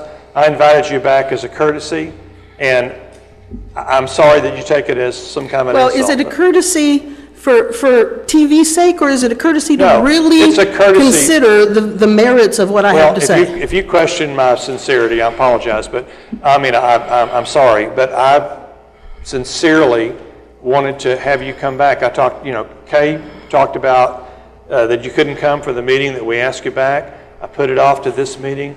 I think a council member that started something that wasn't completed, and if it was completed, again, I apologize, has needs the respect of the citizens for you to come back and do it. So that's all I meant. If it somehow was the wrong gesture, I apologize. I appreciate the opportunity. Do you have any questions on what I proposed in the first place?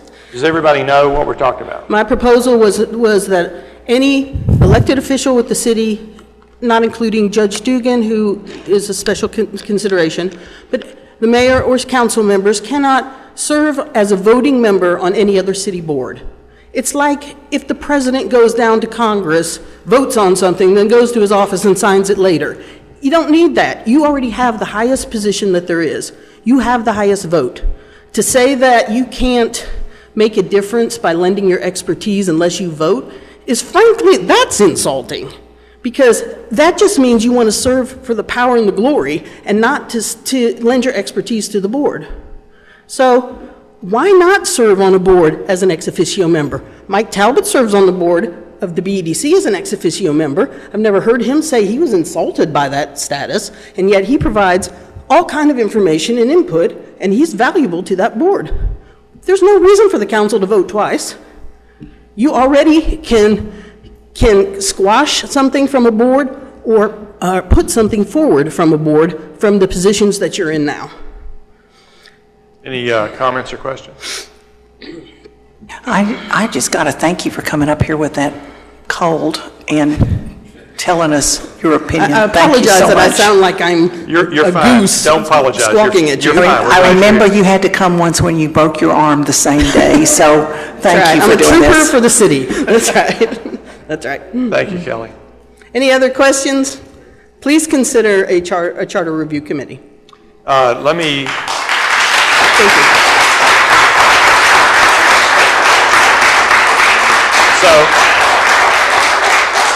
we're listing this as a hearing. So we wanted to give, according to I think Mike's schedule that he laid out to us before, an opportunity, kind of a final opportunity for people to come forward and make suggestions of things that you think might well be considered by this council as a charter amendment. So is there anyone else who wants to speak?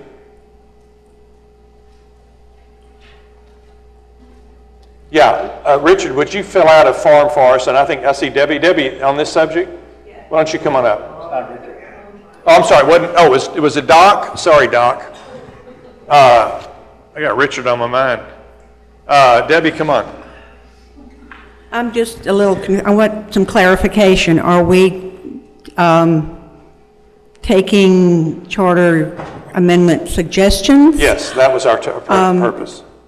So if there are charter amendment suggestions made, I see that the next item on the agenda is to vote on those items. We have an opportunity to vote if we want to. But then also there is, so on the next council meeting, that we're going to vote, y'all are going to vote on whether to have a charter review commission. Is that correct? Well, I'm going to research it, but my memory is that we talked about it. I'm not sure what Mike's memory is, that we pretty much said we don't want to do that, but there's some different opinions about that, so I want to double check, where we stand with that.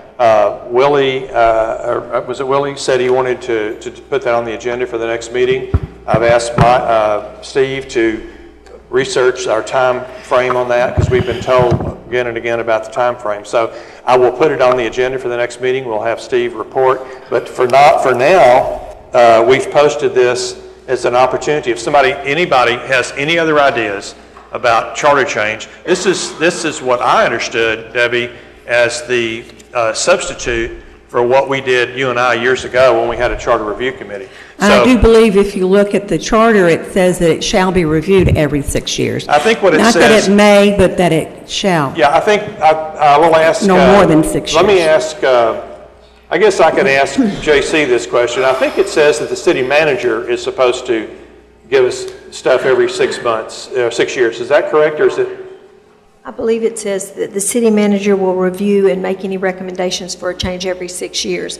And you ask the city manager if there were, what happens is that when there are provisions that are not functioning properly, we trip on them repeatedly, and the city manager makes notes of that and he reports to you. You ask if we were tripping on provisions, and we both reported no, we weren't. Our charter functions efficiently as it's written. That doesn't mean that there aren't changes that the public or the council might not like to see, but it functions as written. But there's no requirement that we have a charter review committee every 6 years.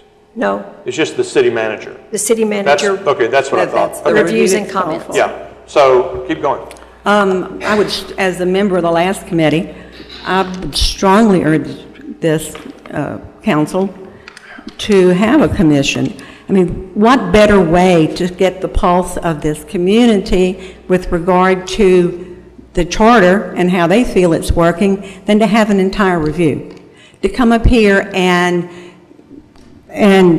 talk and do something piecemeal doesn't give you an overall view of how this charter is drawn. If we have a commission, we could talk about, we could bring in the planning and zoning people, we could bring in the city manager, and give the public an opportunity to understand how this government, the city government is supposed to work. To do this piecemeal, I believe, is a disservice for the public to understand how this government works. You see this packed house tonight. I think we have more interest in what this city government is doing now than we ever have. A lot of times you can come in here and shoot a cannon through here and not hit anybody except you guys on the desk. But we have an interest, and I think in order to give the community the input and an opportunity to understand how it's supposed to function, we need to look at the whole charter. Thank you. Thanks.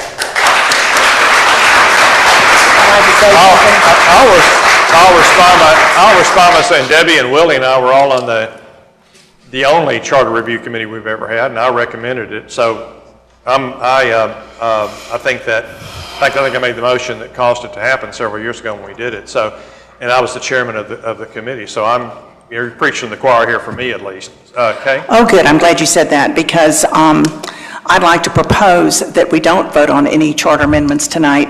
Let me say you can do that under item B2. Okay, but I'd also like to say that I think we absolutely need a charter review committee to remind the council too what the charter says. I think it's our responsibility for each and every one of us to know that charter inside out, because we do keep tripping on it. And it may be written, so the way it's written is that there's no reason to trip on it, but the fact is we keep tripping on it, and that's the reason we have so many arguments on council and so many such hot tempers, because we're not reading off the same page. So a charter review committee would allow the public to put any input they want. Seriously, I see that the people want some input here too, but it would also allow the council to be on the same page with the people, because clearly we have a problem understanding what the people want, or we wouldn't be up here in such a mess. Well, I would say that one of the things that could be proposed in terms of a charter change, because there was, at least Debbie thought we had a rule that we had to do it every 6 years. Maybe we ought to pass an amendment that requires that not just the city manager give us some view every 6 years, but that we have a charter review committee. So well, I think you should propose that in the charter review. That would be a reasonable, I think, a reasonable amendment to the charter, because again, a number of people thought that was the rule. I thought it was the rule when I proposed it in the first place, and then I was told by the authorities that no, we didn't have to do that if we didn't want to. So, since we're talking about city charter amendments, can I please ask JC a question? I'm sorry, JC, but is there not something in the charter? Could you explain this? Maybe this is me again not understanding the charter, but I understood that the council can't really vote for any changes that would benefit people who are already sitting on the council. So when the mayor says I could run for mayor, I don't want to run for mayor, I can assure you, but I wouldn't do that for anything. But if I wanted to, I couldn't, could I? Am I wrong? Is it working? There you go. No, actually, you're right.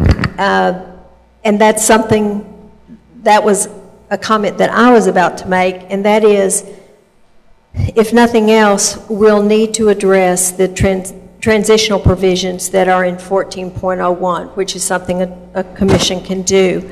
For example, I hear the mayor occasionally reference the fact that if the proposal for the quorum and separating the offices and the term limits as proposed in the amendment that Mr. Talbot and I have worked on, if it passes, then people on the council, you, Ms. McAnally, or the mayor may take advantage of that and run again. And in fact, that's prohibited by the existing transitional provision that says nothing in a charter amendment shall be interpreted to amend or alter or be applied to persons that are sitting on the council now. So if you wanted to apply to current members, you would have to change this provision to specifically say that it could apply to sitting members. So this was put in by and the mayor will remember this because he chaired it, This provision was put in so that there can't be an accusation of self-serving by the council that makes the change. So you would report back, when you report back, and you and Steve, that Gary's motion that included that would be out of order. Right. So that would be that would help. Okay. Well, so we haven't heard back on that, or at least I haven't. So you said we had a report back, Mike, at Tuesday. Well, so the rest of y'all know that. So that's information that's important. So thank you very much. Well, he can make his concept of a change is not out of order.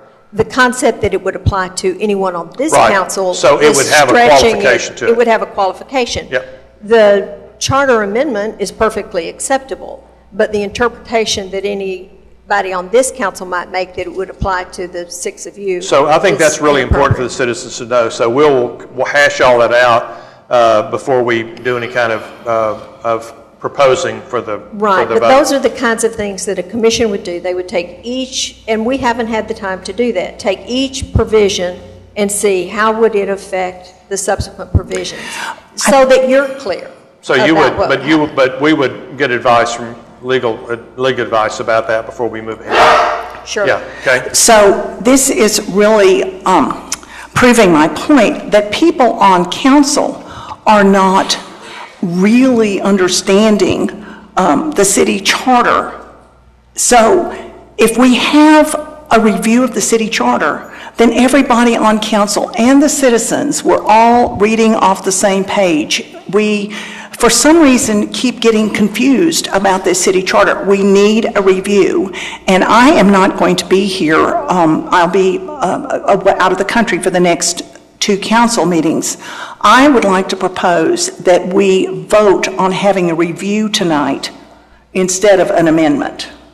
Well, so you can do that under B2, but I think the idea, and I would just restate one more time, I think that from what I've heard, that it would be a good idea to change the charter to say we have to have a review review commission every few years. So, and I guess you can bring that up in the commission. Well, I'm bringing it up. Well, what I'm saying, I'm bringing it up now because it's appropriate.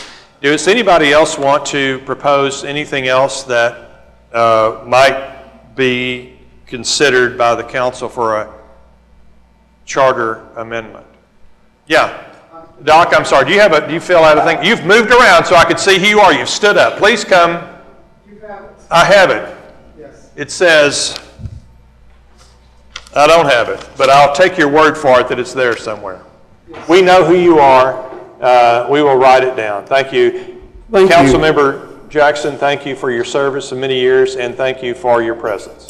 Thank you very much. After hearing all the discussion tonight and hearing similar discussion when I was on the council, I come tonight to wholeheartedly support you in forming a review committee for the charter, because I think that's the right thing to do.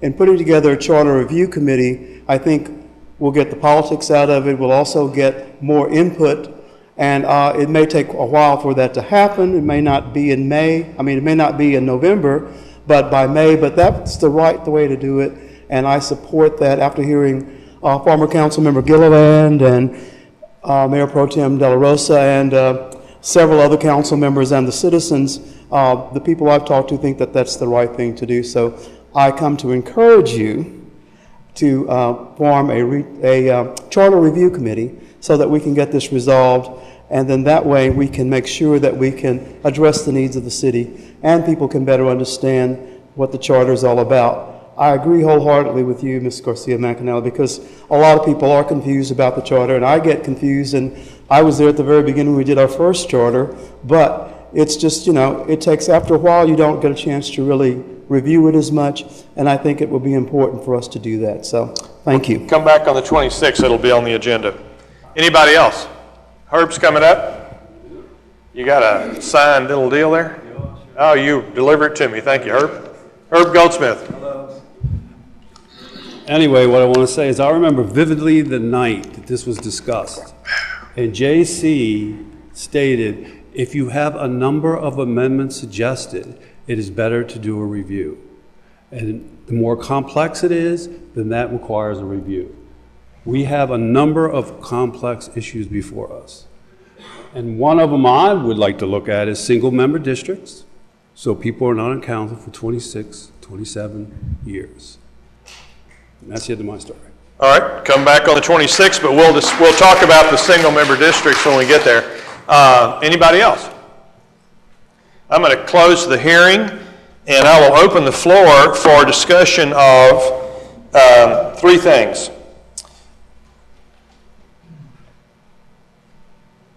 One is Kelly's idea that we not allow council members who serve on committees, I guess commissions or boards, any kind of appointed position, to vote when they're on those committees. The second one is that we consider single-member districts, which would be her geographic districts, you think? Or I'm recommending a charter review. I'm sorry, I thought you said you were talking about single. I'm recommending it because of the complexity Then, of the amendment, and single-member districts should be included I would say that we'll take that off the list. Could I, you're making this harder than it needs to be, Mayor. Well, let's hear you explain it. Well, I mean, it's very simple for you just to pull this item B2, pull it from the table, have a vote on creating a charter review committee, and let everybody that's bringing forward recommendations, let them bring them forward to the committee. Does that fit this? But that doesn't fit this current agenda item. So we need to do it on the 26th. Excuse me, I would like to request that we do the voting when I'm back in the country. I want to vote on this, please. So,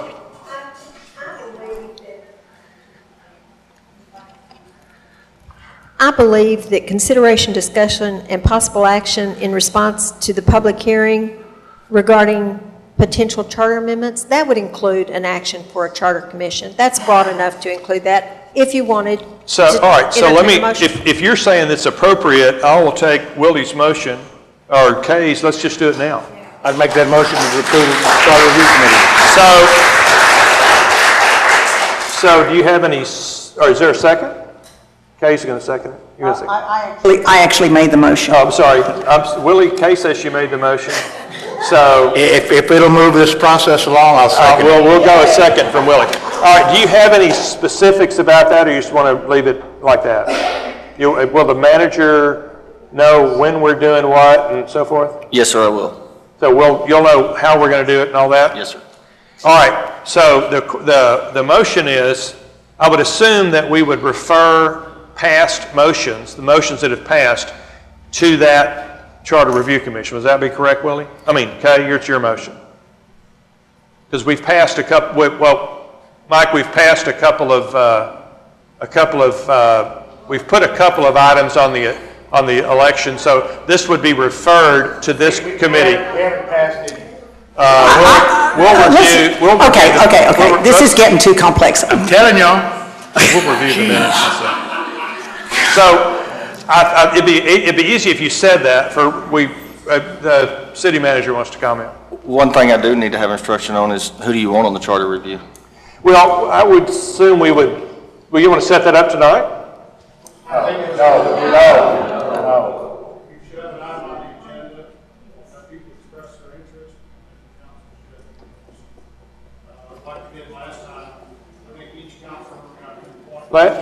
Mike's reminding us that the last time we did this, well, you know what, Willie, we can just leave it, let's just leave it like this, and we'll try to figure it out later. Wait, leave it like what? Well, you made a motion that we set up a charter review committee. That was it. So if that's the motion, we'll go with that and try to figure it out as we go. If you want to put some specifics on it, fine. If not, we'll figure out the specifics as we go. I'd just like to say that I'd like to get this set up as soon as possible. So I guess what we do is instruct the city manager to please set up what do you call it? A system, a procedure for getting another review on the table as soon as possible. Okay, I will do. So, okay, Willie, is that okay with you? Yeah, I was just going to say. Whatever meeting, Kay, is your first meeting back, we can have a meeting that night to appoint whoever to the review committee. And then by then we'll have the city manager reporting to us on some thoughts and ideas and maybe a format that we used before as an example. Yeah. Okay, I think that's clear to everybody. Now we're moving along. This is how we should be operating. Thank you, everybody. Just to help you, Any other discussion? Just one point. Last time, and it worked very well, each council member got to appoint 2 members to the Charter Review Committee. Yeah, I think we're going to talk about that as we go along, but right now the motion is simply that we do this and instruct the city manager. Connor, you want to speak before we, I think we're about to vote, but you can come on. Yes, just very briefly, I'd like to just say that I've examined all of the tapes of all of the meetings recently, especially the ones that included any discussion on the Charter Review, and at no point has any vote been taken by the Council to put anything on a vote for a Charter Review. That has not happened. What has happened, and the only vote that was taken, was that the city manager was asked to prepare language to bring back to council. That language has not come back to council. No vote has ever been taken by council to put an amendment before the people. I just want to make that really clear. So thank you. If that's true, then I would assume that would fold into the Charter Review Committee because it is some action that we've taken. It would make sense. But we'll let people rule on that and y'all can decide. I think y'all are ready to vote. So Ann, would you call the roll? Councilmember McAnally? Yes. Mayor Pro Tem Delorosa? Yes. Councilmember Peterson? Councilmember Jones? Yes. Okay, thank you all. I'm assuming there are no other motions under item B2. Is that correct? Well, in that case, we'll move on to item C1, which is consideration, discussion, and possible action regarding the replacement of speed bumps on Alley A and associated cost. I'll recuse myself at the last meeting because I'm semi-officially associated with the owners of both sides of that property. So, Mayor Pro Tem. Could I ask you a question, Mayor, before you leave? Yeah. Is there a possibility before we spend any money or buy any of these bumps that someone at that church that sees these? Or are you going to leave that up to? You got to talk to the city manager. That is going to occur. I talked to Trey today, and he will talk with the church before anything's done. Good, because there's been some discussion whether how far the church is involved in what we're trying to do. So, Trey Joe, take over, man. Yes, sir. Thank you, Mayor and Council. What we have here is pretty simple. There's a little bit of history there, and my proposal is basically that I get in contact with the church. I have 2 different options for you here. One is a 6-foot rubber speed bump, which we'll have to buy 3 for each side to cover the 18-foot wide or the 20-foot wide alley, and then another Excuse me, I would like to make a motion that this is decided by the city manager and we just move on. By me. Second. There's been a motion and second that the city manager review this and make a recommendation and move on with this. Got a motion and second. Ms. Franklin? Councilmember Jones? Yes. Councilmember McAnally? Yes. Councilmember Peterson?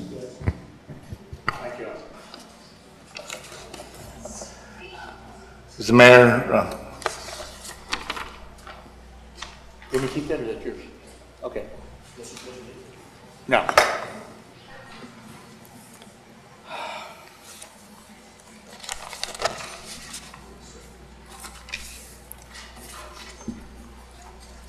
Is the mayor outside, Chief?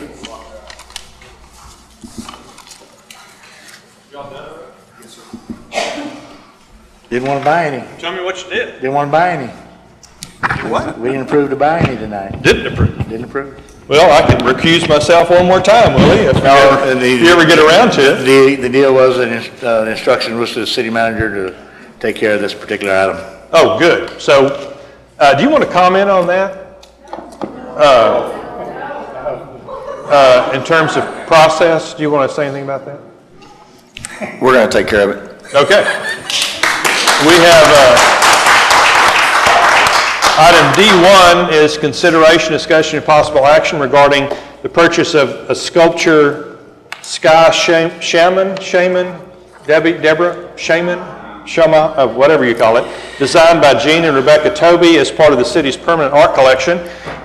This is our staff liaison, Trey Jobe, will come up, and Ms. Johnson will be available for whatever we need. Thank you, Mayor and Council. As you can see, this is a picture of what they're proposing to buy. The Bastrop Art and in Public Places Board is requesting approval to purchase the sculpture known as the Sky Showman, and it'll be added to the permanent collection. There was a budgeted amount of $45,000. This costs $35,000. There'll be $10,000 remaining, and they have to bring this to council for your approval, and Ms. Johnson can answer any questions you have. So, any comments?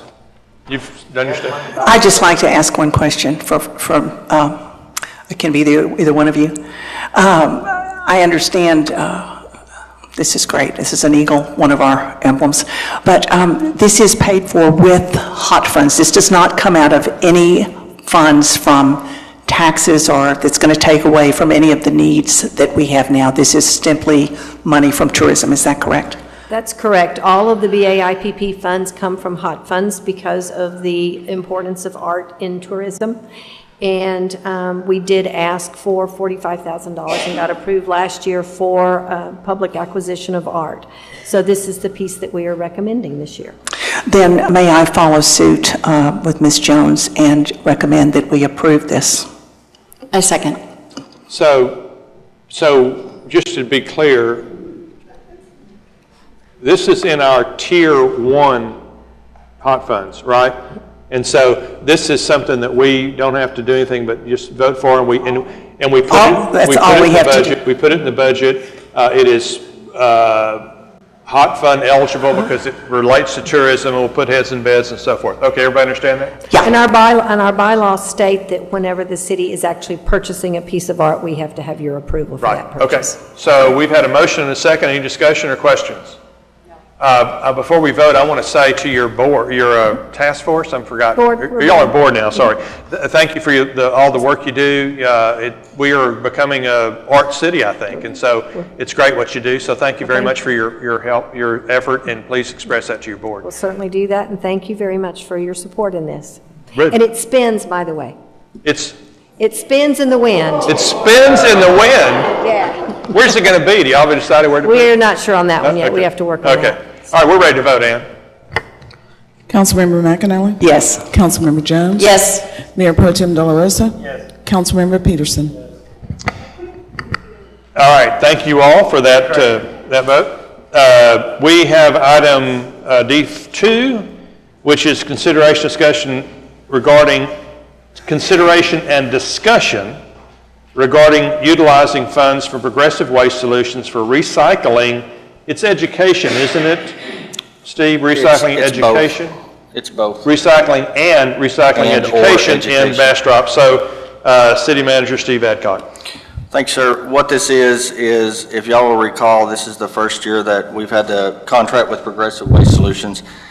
We've negotiated in that contract that 33 cents from each customer that we have per month goes to a fund, and that fund has reached 9,700 roughly. We want to know what direction the council would like to take with how we expend these funds. These funds can be used for projects about recycling or educational recycling. We have already started receiving word from a couple of folks that would like to possibly use these funds for stuff. So we want to know what council wants us to do and what direction we want to take. Well, could we hear from, if there's anybody here who wants to make a proposal, could we do that? Or we could, but my suggestion would be to set up a time for presentations for anybody that's interested. All right. So this is going to be an annual deal. Yes, This sir. is the first time we've had it. Your recommendation is that we post this for another meeting where people come and make proposals? Yes, sir. Okay, Deborah? I make a motion that we go with the city manager's recommendation. I second. Any discussion? Okay, easy enough. Ann, please call the roll. Councilmember Jones? Yes. Councilmember McAnally? Yes. Mayor Pro Tem De La Rosa? Yes. Councilmember Peterson? Unanimous vote, thank you. D4 is consideration, discussion, and possible action regarding a resolution in support of an application to the Federal Emergency Management Agency Hazard Mitigation Grant Program. City Engineer Wesley Brandon. I see Wesley's here.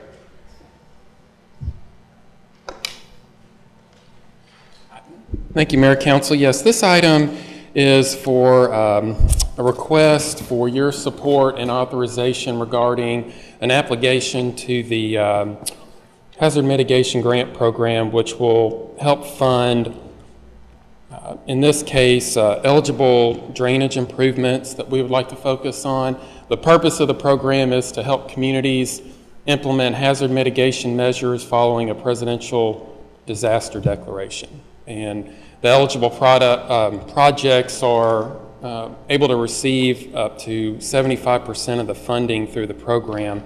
And it would allow us to obviously maximize the funding that we put towards. I would like to make a motion that the council's in favor of y'all applying for this grant. Second. Anybody want to ask Wesley any more questions or any discussion? I just want to ask one. Yeah, please, Willie. Is there a number that we're applying for? Or is there a number, or is it just a straight out flat number that they offer? Or? No, it's based on the projects that we apply for. And so what we were hoping to do as part of this is come back to you once we've procured the services to help us prepare the application and identify the projects, and make sure that you still support the projects that we want to. Well, the question I was really trying to ask is that you're going to bring this back so we'll know what our 25% match is going to have to be. That's correct. That's what I'm trying Absolutely. to get to. Okay. Yes, sir. Yes, sir. Can I ask a question, Wesley? What budget will this come out of? I'm not exactly sure. I think it depends on the project, but I believe you're going to hear more from Mr. Job about the actual funding of it. So can I just ask Mr. Job, is this something we can afford to do? That's Joe, great. Trey, come on up where we can hear you. I mean, is it, you've got the money in somewhere, it's not just, can we afford it? Yeah, I'll say yes, we will be able to do this if we allocate some funds towards it, depending on the size of the project. I don't want to give a dollar amount. Would be in our current budget, though? No. I mean, It would not. You wouldn't have an answer on the grant in this current budget. So we would, sorry, I didn't mean the current budget. The budget we're working on, we would maybe allocate some money just in case. If you were awarded, yes. Yeah, so we'd have that money available. Yes. Right, so it'd be next year. Okay, thank you. Okay? Okay, so I say let's vote on this. Anybody else? I think we're ready to vote on D4. Councilmember Jones? Yes. Councilmember McAnally? Yes. Mayor Pro Tem Delarosa? Yes. Councilmember Peterson? That's a unanimous vote. Item D5, Wesley, stay up here. Consideration, discussion, and possible action regarding the city's participation in the Texas Water Development Board Flood Protection Planning Program. So you're going to distribute some information to us? Well, this is an attached letter that our form-based code task force wrote, and one of their action items that we're hoping is to recommend is that council would support a comprehensive drainage study for those issues. Would you go state that for the public, what you just told us, and does the press need a copy? You want a copy? I move that we support this comprehensive drainage program. Second. Would you tell this public, council and public what this is, and then I'll call on Willie. Yes, thank you, Mayor, Council. I was just passing out a letter. Our form-based task force has been diligently working since June of last year on issues and ideas for the North area, and one of their top 3 items that they would like council to look at, as well as other things in their future budgeting cycle, is really looking at a comprehensive drainage analysis and study for both Gills Branch and Piney Creek, which directly relates to this item that Wesley's presenting. Thank you. Willie? This would be like microphone. I guess we could vote on this tonight. I mean, this would come under our budget session for next year's budgets. This is not for this year between now and September. This is for starting October 1, right? No, we're actually... It says 2017. I'm looking, it says City of Bastrop 2017 fiscal budget request. Oh, I think that's for the letter Please generally. Speak in the mic, please. Excuse me, Mayor Pro Tem. I think that is related to the letter I just hand out for general budgeting items, but I believe the item that Wesley's presenting this evening actually would come out of this 2016 budget. Current budget. Okay. And we have money for that. Okay. Okay. Is that okay, Willie? Yeah. I was just going by what the... I say we vote. Deborah? Let's vote. I think that we're ready to vote. Councilmember Jones? Yes. Councilmember McAnally? Yes. Mayor Pro Tem Delarosa? Yes. Councilmember Peterson? All right, thank you all for that unanimous vote. D6, consideration, discussion, and possible action on reallocating funds from the street improvement line item in our current budget, I assume, and designating it to immediate drainage efforts, and that would be Mr. Jobe, Public Works.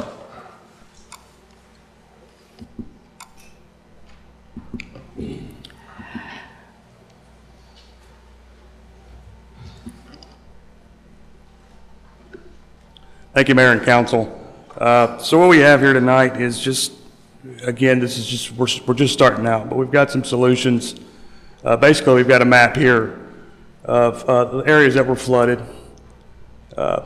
And, you know, a lot of us have been talking about the 100-year storm lately, so I provided some information here just to let everybody know exactly what that means. It's not a timeline. It's more of a how fast the rain falls. So this is some good reference number that we got from the National Weather Service. So you can have more than 100-year flood in 100 years. So by using these reference numbers, it's basically how fast the water hits. Am I correct that 100-year flood really means 1% chance of it happening? Correct. So it's sort of an odd way to describe 1%. Yes, and Wesley has a pretty good analogy for it. It's basically, if you have water in a bucket and you pour it out slowly, it's not a 100-year event, but you pour it all out at one time and you have a 100-year event or more. So here I have some rain totals, and you can see this is for the last, since 2007. April and May of this year, we actually received close to 27 inches of rain, which is pretty much unprecedented for this area. Also at the April 17th event, which we had in 2016, you can see that we, just by looking here, we exceeded a 50-year event. And that all has to do with the timeline. And also on May 26th, we had something that was a little bit over. 5.5 inches would have been a 100-year event. And we got 6.93 inches in 2 hours. So we exceeded that somewhere closer to the 200-year storm. There's a nice chart that Wesley put together for us again. And it shows that red line there that you see is what happened in May. And if you'll look at the orange there from October 2015, we received that rainfall over a 24-hour period, which made it a less significant event. So what we're going to propose here is taking a three-pronged approach. And to start out is we're going to enforce more stringent practices on development, as far as developing stronger ordinance language requiring larger detention areas, and maybe review some type of regional system if we need to. For the Public Works Department, they'll actually go in and do some work now. We'll clear some low-lying areas, remove debris and vegetation, such as working in Gills Branch and Piney Creek. And Mr. Talbot brought up in the last budget meeting, actually, if we wanted to do improvements that do meet a 100-year event, he believed that you could issue a small CO of around $2 million, and you'll see later on in here that there's some work that is pretty close to that number, and it won't affect the tax rate. Here again is just some examples of how we're going to enforce the drainage. We're looking at some stricter impervious cover requirements, levy heavier fines for working without a permit, development incentives. This is just a couple of options. This is not exactly the path we may take. And then I'd also like to suggest that we go ahead and complete that updated drainage study that you just approved in the last item. So this is the area of study that Wesley was proposing. So if we reallocate those street funds and we go ahead and put $70,000 towards that study, we can start now, which will allow us to have that done by the end of the year. And then the remainder of the funds, the other $350, we will use to go in and remove vegetation, process that, and clear debris from low-lying areas. Sure. Of course you can. Go ahead, Mike. Is this out of that $140,000 grant that you would take out of this $420,000 that we've? That's not what I'm asking. We're paying $70,000 out of a grant that the county's. It's a 50% match with the county.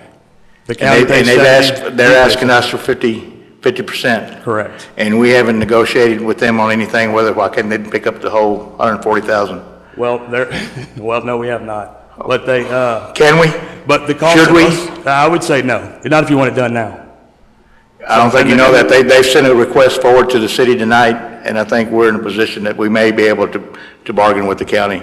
And it'd be shameless for us not to try to even spend a week trying to see if we can save $70,000 of our city's money instead of letting the county residents spend $140,000. We can certainly put a call in and see if that's a possibility.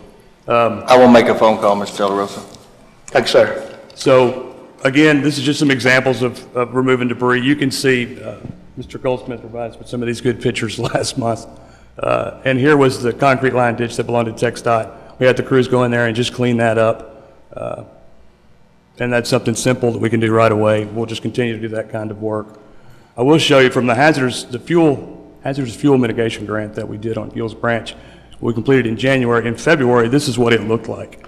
So you can see that there was some cleaned, and we spent approximately $218,000 on that tree and removal. Our portion was a grant, just like you spoke about a minute ago, was 25% of that, so we played approximately $55,000. So by continuing to do that, we can stretch our dollar just a little bit farther. That's why I think the remaining $350 can help take care of the rest of the vegetation. Sure. Willie? And I think I brought this up in the last meeting or 2 meetings ago. If we know that was that's state right away, and that's state maintained, put in by the state, and we haven't asked him, we haven't picked up the phone and called them and asked him, why can't you do the work on that? We haven't, have we? We have. No, I've actually spoken with them. And they said no? No, no. They did not say no. They're looking at putting their plans for the river crossing to improve that ditch. So, say it again. So yes, TxDOT is willing to take care of this. So we can take that whole $420,000 maybe and go further up Gills Branch? Yes, we would not be working within the TxDOT right away. That's not what I'm proposing. I'm talking about anything that's where you see concrete today. That's what I'm talking about. That's my point. They're going to come back and repair that. We cleaned it just to... We cleaned it, and they're going to come back and make the repairs to where the concrete is. That is correct. Good. So I'm sorry, you still going? Sure. So anyway, example of Gills Branch, we can move this to a little quicker. And then again, which we had talked about, drainage improvements that would meet a 100-year event. I think this is important to point out. You did talk about issuing a small amount of debt that would not impact the tax rate. Here is a detention pond that we had some issues with during the storm. It's actually built for a 10-year event. If you were to build it for a 100-year event, the approximate cost is $1.1 million. Also, improvements to Pine Street, Fayette Street, Walnut Street is 1.4. So what you see in the blue there is actually where you would do the improvements. And that's something that's close to 2.5, not including the money we allocated. If you did a small issue, I think we could probably scrape together the rest and take care of these drainage improvements immediately without any kind of impact to the tax rate. So we're talking... Well, we're talking about things that are being discussed during the budget process and whether we're going to issue bonds about. That's correct. It has nothing to do with that, moving line item $420,000 from one line item. Oh, Willie, turn that on. So I was just saying, we're getting into issues that should be taken up during the budget process about particular projects that are going to concern bonds. Question is, I know you mentioned the $420,000. Right. Willie is saying that this is out of order. No, I'm not saying No. I agree with your projects, but that's for a budget meeting that we're going to talk about probably next week, where Mike's going to come back and talk about those CO bonds, and that's the right time to bring up that.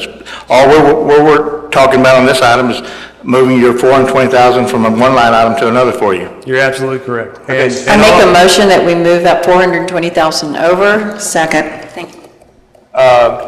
Let me just ask a question about the transfer. So this comes out of that nest egg we had from last year. From the 2000. And we had how much? From the 2015 budget, you allocated $600,000 additional into the street maintenance fund. So in addition to what we had. So, do I understand that you're at the point where you just can't get that? We have completed the majority of the projects, and we have 3 remaining. And we've actually, because we've done a lot of work in-house, we've been able to come in under budget, so there's a little left. So we've got that left, and that's, okay. So that Correct. completes what you planned on, way under budget. Yes. Okay, good. All right, everybody understand that, where the money's coming from? Willie, you want to say anything? No.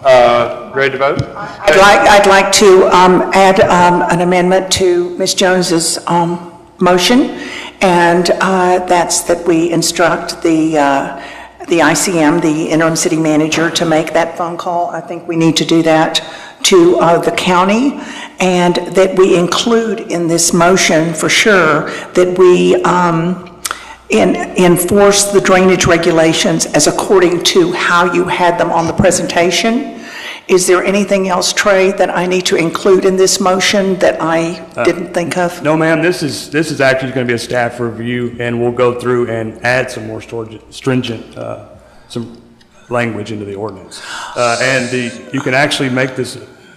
Steve could have made the amendment to the budget already. We just thought it was important to bring it back to council, right, so that we heard the citizens. Thank you. We're getting something done. You can see the amount of money that we can allocate towards it. Thank you. And as we've just been discussing, job well done. Thank you. But since you had prioritized that money, we didn't want to make that move without your looking it over.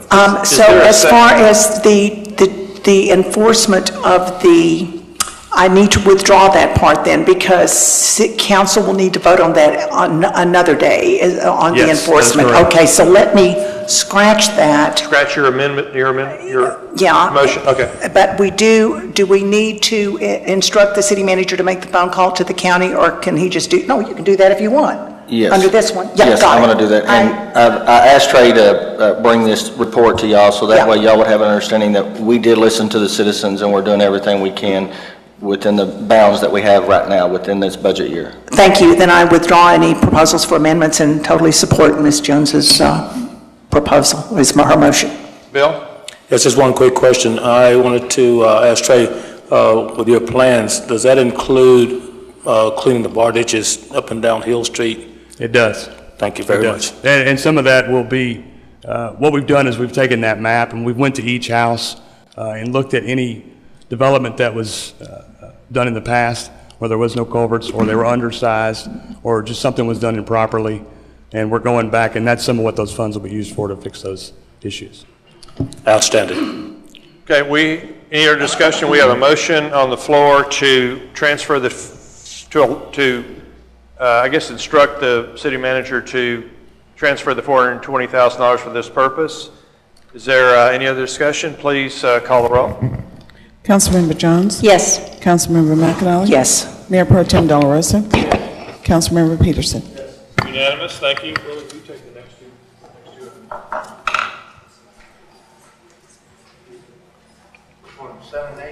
Yeah. I'll be back.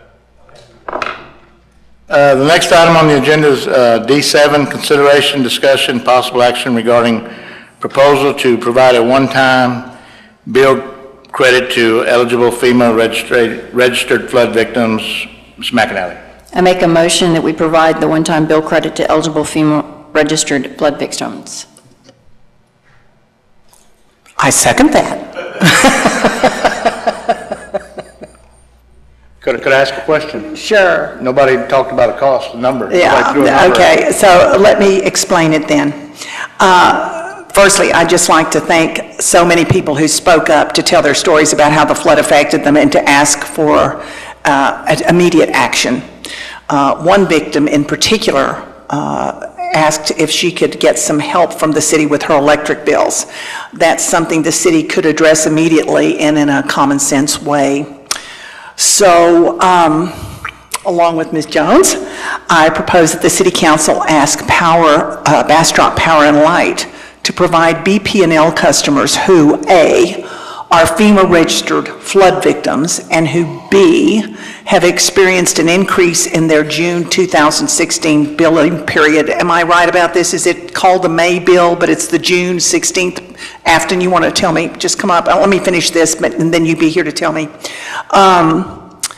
As a result of the flood, a one-time credit equal to the difference between their June 2016 bill, covering their usage in May 2016, and the average of their electricity bills over the past 12 months. The singular exception to this would be Kay and Connor McAnally of Main Street, who were flooded and whose June bill more than doubled as a result, but cannot ethically be included in this measure because of my council position. I have explored this FEMA flood victims rebate with Utilities Finance, the director of BP&L, ACM Steve Adcock, and City Advisor, Senior Advisor Mike Talbot. My thanks to them for helping me get this motion to council so readily.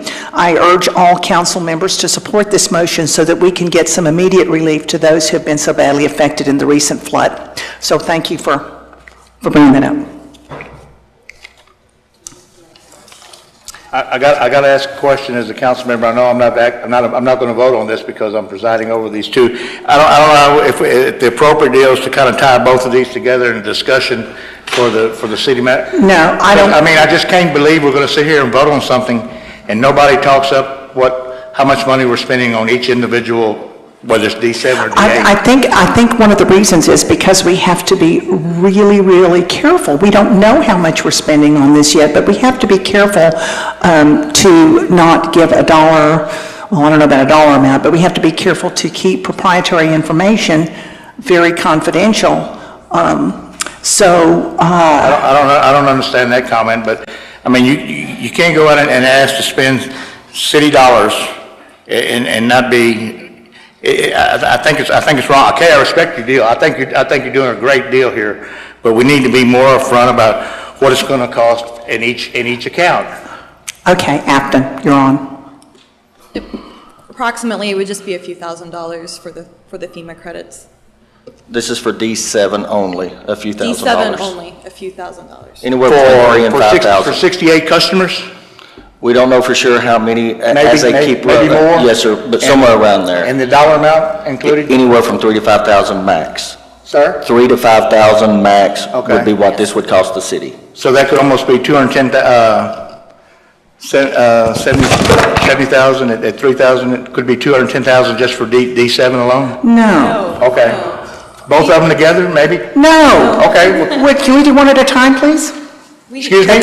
We need to do these items one at a time. This is purely for averaging 12 months of the previous year and crediting back the difference. 1 month? There wasn't a huge 1 month? spike. It's just, yeah. Yes, sir. just Okay, for- 1 month. Okay. Yes, sir. I thought you were talking about a year. No, sir. No, Okay. we're averaging the year. Okay. If it's over the average of the 1 year, their June bill, then it's the I get difference. confused when we get in a rush and don't give a dollar amount of what we're spending. No. It worries me. Right. Thank you. I'd like to make a motion to accept D7. Second. Bill? No discussion. So I guess we gotta have a majority. She in charge? Oh, you would no discussion? Well, she just said, I don't know what's going on up here. You're back. You don't take part in this? I will take over after this item, but Okay. you must finish this one. Okay, we got a motion second to approve the motion on D7. Ms. Franklin? Councilmember Jones? Yes. Councilmember McAnally? Yes. Councilmember Peterson? Yes.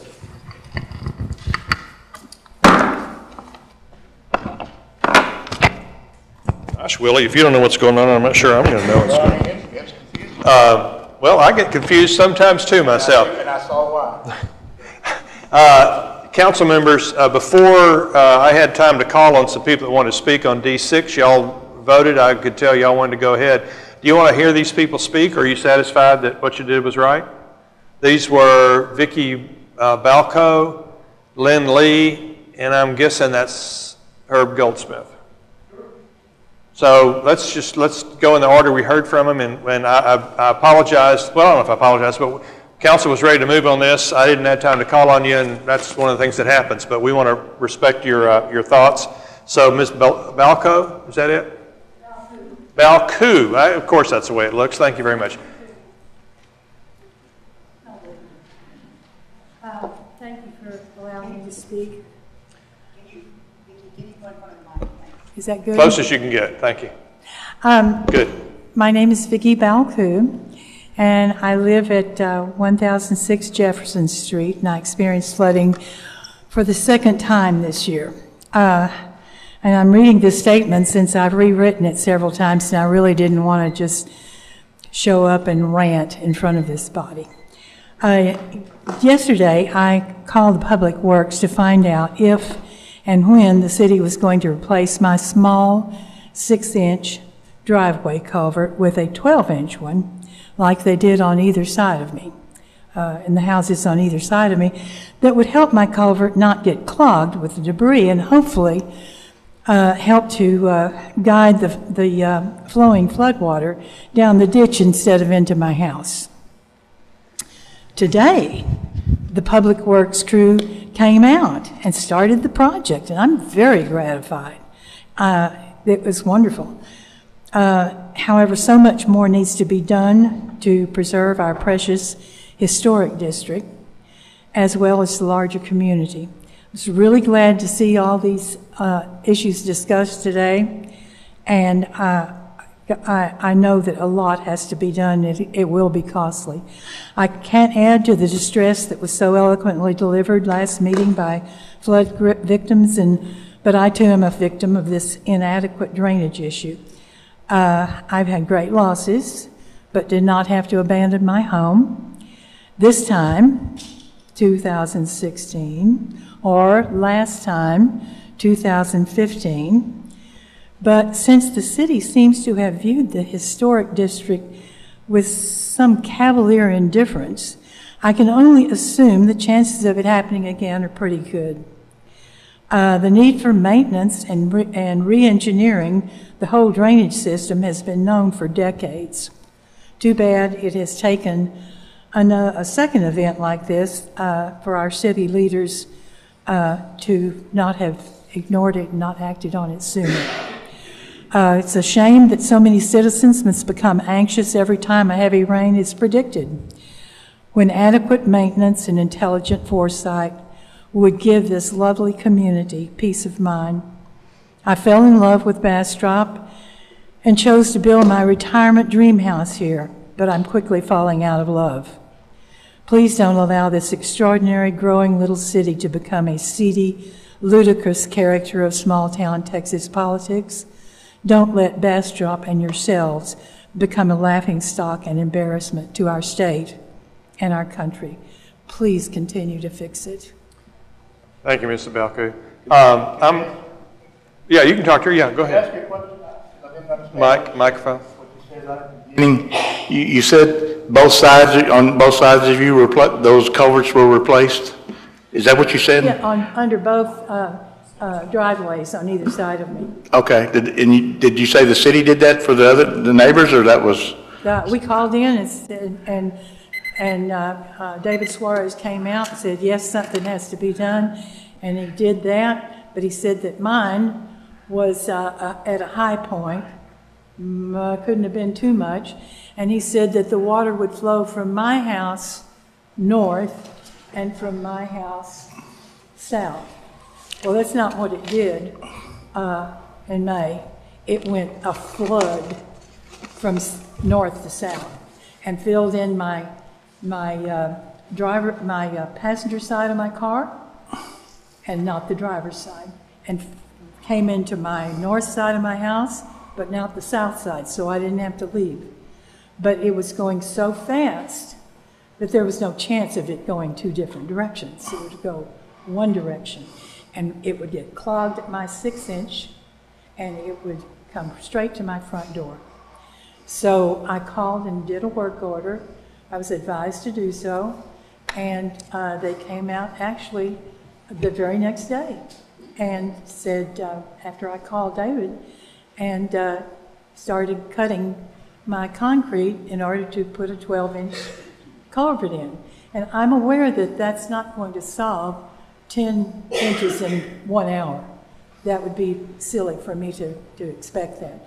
But it's not going to hurt, and it's not going to get as clogged if it's a 6-inch pipe. That's just makes sense. Okay. So. Yeah. So, thank you. Thank you. Herb, is your item regarding Piney Creek and Gills Branch? Where'd he go? Ms. Lee, Lynette Lee? Okay. She wanted to speak about Hunter's Crossing, but that's not really on the agenda, so I was going to give her a chance. Yeah, she put Hunter's Crossing flooding, so I was going to give her a chance to speak I'll go back to citizens' comments. If she comes back in, somebody let me know. Willie, what did we do? D7? We're on D8, consideration, discussion, and possible action regarding the possibility of providing a one-time rebate to all current BPNL electronic customers. Ms. McAnally. Thank you. I'd just like to say that for anyone who has read this before I'm speaking about it tonight, some new information came in before council, so I'm going to change the number here to one that is suitable with, and after speaking to the city manager and our senior advisor and some of the people in finance, I think this is a better plan, so just bear with me. I had to change it at the last minute. Not everyone who is affected by the flood is FEMA registered. The flood affected people in many different ways. Having water in your house is the most obvious, but people had issues with cars, other property and structures, landscaping, gardens, mud and debris, and a lot of cleanup. The flood affected many people whose homes were not actually flooded, but they still had severe damage. There's one way that we can help. There is a way that we can help everyone immediately in addition to the last proposal I made. I propose that the city grant a $75 rebate to all customers, with the exception of the mayor and current city council members who have at least 30 days of electric service with BP&L with no further stipulations. I mean, no further stipulations. I also propose that from July 2016, the city of Bastrop will forego penalties until the BP&L rebates have been supplied to all of the electric customers, except those on council. And the reason I'm saying that is because I don't know that ethically we can vote on something that's going to benefit us, so I'll have to confer with JC after that. The last time we gave a rebate was in November 2014, and the amount... Wait. I'm going to take that proposal as a motion, then you go ahead and explain it, please. Okay. So that was a motion, correct? Yeah, so second. Please go, and then we got a second, so please go with your explanation. The last time we gave a rebate was in November 2014, and the amount was $75. If ever there were a time for approving another customer rebate, it is now, while so many people in our community have been affected by the floods of May 2016. Our last rebate was only for people in good standing with their electric bills. In other words, people who could afford to pay their people who could afford to pay their electric bill on time and who did not have more than 2 cutoffs in the previous year. This should be an across-the-board rebate. The people who could not afford to be in good standing with their electric bill payments are the very people who need our help the most. Looking at the areas of the city that flooded, it appears that neighborhoods with lower incomes were hit hardest. That's another conversation, however, and we will address that another day. I have worked with the finance and utility departments to be sure that BP&L Electric Fund can offer our customers rebates without causing our electric rates to go up as a result of giving credits, delay major equipment purchases needed to ensure continued excellent service to our customers, and affect the necessary fund balance that BP&L needs to keep in reserve to keep a healthy fund balance. I ask that every council member look in your hearts and understand that this is not going to put anybody in jeopardy, and give a $75 rebate across the board to all BP&L customers, remembering that that's how much we gave in November of 2014. Now our people need it again. Steve, any more comments regarding staff? I mean, Kay laid out most of it. We met today with Finance, Mr. Talbot, Finance, and BP&L, and Finance did say that it will continue to be a healthy fund balance by approving this $75 credit. Will we be able to maintain over, say, the next 4 or 5 years our current rate without having to jeopardize our fund balance that where we might? Question is, do you feel confident if we do this, we can still maintain our rate that we have maintained for, what, 12 years or more? I mean, I'm real proud of that. I don't want to lose that. I couldn't answer that even if we didn't do a credit. I can't predict what the future is going to hold, so I cannot answer that one. Do we have? I can say that I have checked to be sure that this particular credit will not affect the rates. That's all. Other things could affect the rates. Yeah, but not this credit. That's what I'm talking about. So that's, you didn't mention that. That's good. That's important. Okay. Anybody have any other questions or comments?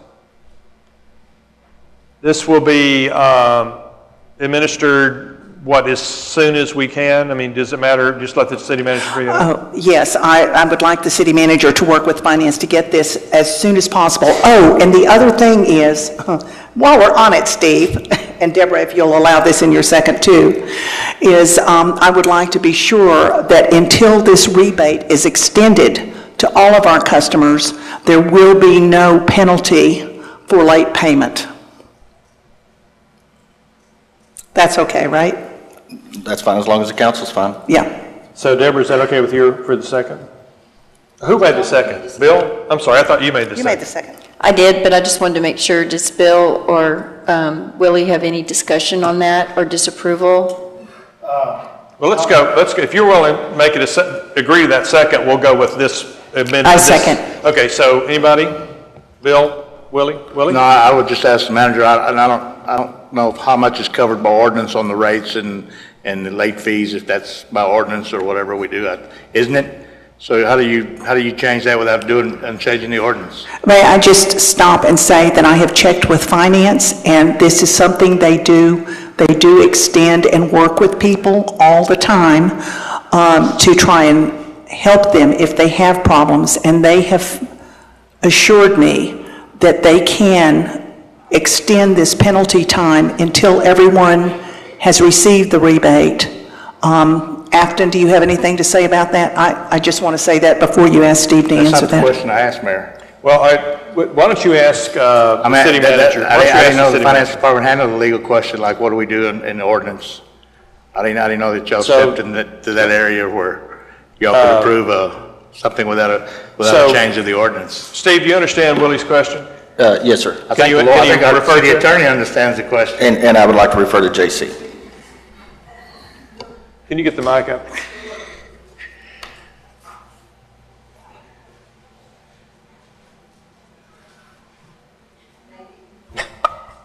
There you go.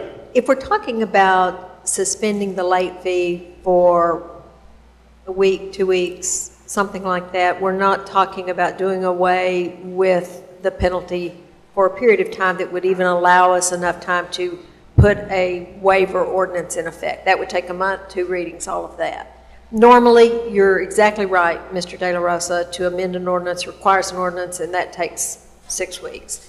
I don't know what period of time we're talking about here, and that's something I think you need to direct the city manager on. If we're going to be waiving late fees, for what period of time are we discussing? That's kind of, maybe it's something that I'm not clear on. The last time we gave a rebate, I think we got the checks issued within like 2 to 3 weeks. The checks were issued out, so we're not talking a very long period of time. Mike, you're right. When we approved that November 20-something of 2014, and it was reflected on our December statements when it went out that year. I think in order to make this where we don't need an ordinance to amend it and to give the city manager some guidance, we need to make it waiver for time specific. In other words, waive late fees for 2 weeks, 3 weeks. I'm thinking that, and maybe Afton will know, I'm thinking July 25th is when the penalties would start for the June bill, is that right? Or do you think it's July 15th? I can't remember. We talked about this with Tracy. I'm sorry?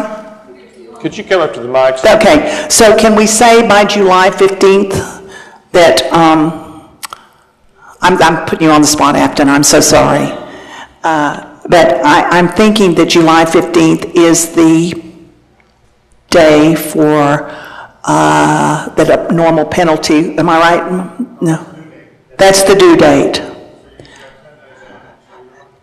The 25th. Okay.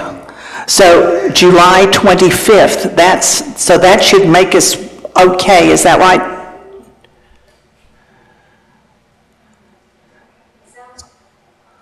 It should be on. It sounds to me like what you're saying is that you would want the interim city manager to begin this rebate program immediately, and that you'd be willing to waive late fees till August 10th, something like that. Give a date specific. If it's due the 15th and it's not late until the 25th, and you're willing to give another, say, 10 days, something like that, in addition to that, pick a date, say August 5th or something like that, and say, but on August 5th, if you're later than that, penalties will start accruing. So could we say August the 5th? Would that be okay? Okay, so I've got ICM and legal and Afton and senior advisor. Everybody thinks we're okay with, let's say August 5th then. And Deborah, that's okay with you? Oh, yes. I second. Willie? Okay, Willie's got a comment. Mike? I want to make a comment. I thought. Oh, sorry. Started at 15. I don't think they started at. Why don't you talk in the mic? That's okay, man. Let's move Okay. on. All right, so Willie does not want to say anything. So is there any other discussion? Let's call the roll. Oh, let me start over. Steve, can you restate the motion as best you understand it? The motion is to, I'm going to let JC do it. I'm sorry. I got confused.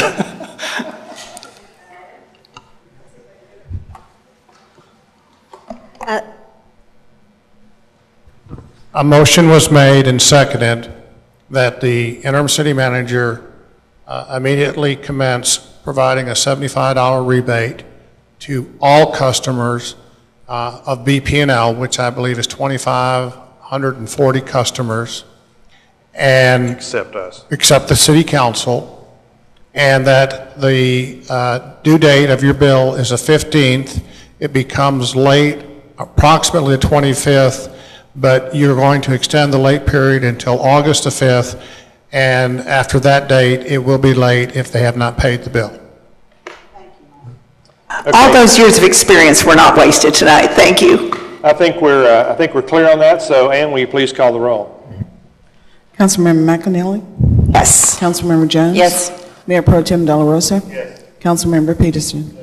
Thank you all, and hope the citizens will make good use of that refund.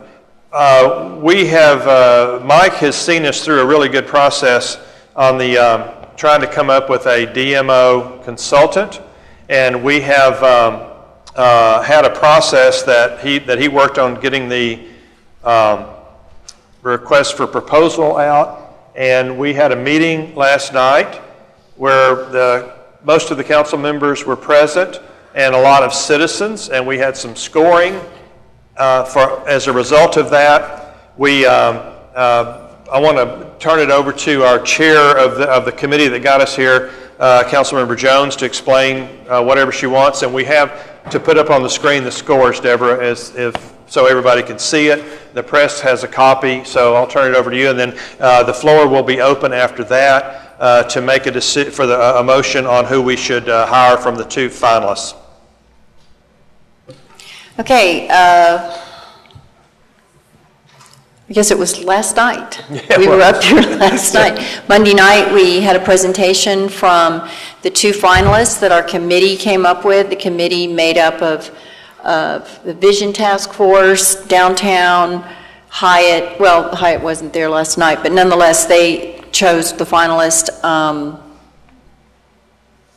Who else was? Oh, the Chamber of Commerce, myself representing the council. And there's the scorecard.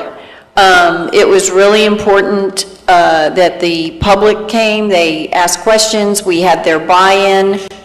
There's the score. I make a motion that we go with DMO Pros. Could I just... Let me see if there's a second. Second from Willie Kay. Yeah, I'd like a discussion on this.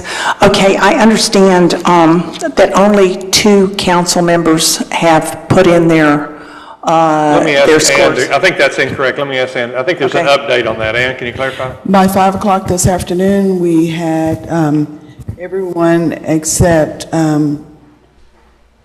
Councilmember Schiff, I think, or 2 council members. Councilmember Schiff wasn't there. And neither, Willie was not there. Right, so the two that weren't there, we didn't get one, but all of the council members that were in attendance, we had their votes. Okay, and did we have all the committee member votes too? You don't know that. Oh, you don't know who's on the committee? I'm sorry. So, yeah, anything else, Kay? I know Mr. Jankovic wasn't able to be present yesterday, and I'm just wondering if we should wait until we get his votes in too. Well, I do know what the other 2 council committee members voted. So, I mean, I thought it was supposed to be a secret, but can we talk about it? Well, I think you have scores from, are the scores from everybody that gave you a score or just from the council members? So let me correct that. I did not know that the committee members were submitting, so I can only tell you the amount that I got. They were anonymous. I did not have names. I don't know who, but so I misspoke when I said that because I was not But you know that considering we the had, committee members. we had the 4 council members that were there that Right. reported. Okay. Well, And 4 we don't- committee members. We had 4 committee members there. The total of those scores from the total was 304 for DMO pros and 121 for young. And then the lower scores represent the public votes, and those are anonymous. I mean, if you want me to tell you how the committee voted, I can, but... Yeah, probably not, since we didn't ask them to identify themselves. Right. Anybody else? Connor? I don't understand this scorecard. Okay, before you speak, Connor, let's see if we can get an explanation. What are the zeros up there? What zeros? Under young destination, what are those zeros? I can tell you the zeros that are up there. I did not receive a rating sheet from anyone from 2. So I had 4 for DMO pros. So each person, my understanding, each person got 2 rating sheets. So I got rating sheets for young destination and DMO pros. I got 4. Yes. So you're missing 2. Right, they chose not to turn those in, so I could only count them as a 0. I didn't have numbers to count. Okay, so that's not really, I got a couple of problems here. One, the young, I don't think they deserve 0. I think that we need a rating sheet for that too. And 2, I meant to ask you this, Ann, but I did not get an ethics, when they fill out the ethics forms that go along with these submissions, I did not get one. Do you know if that application was complete? I got one from Young, but I didn't get one from DMO Pros.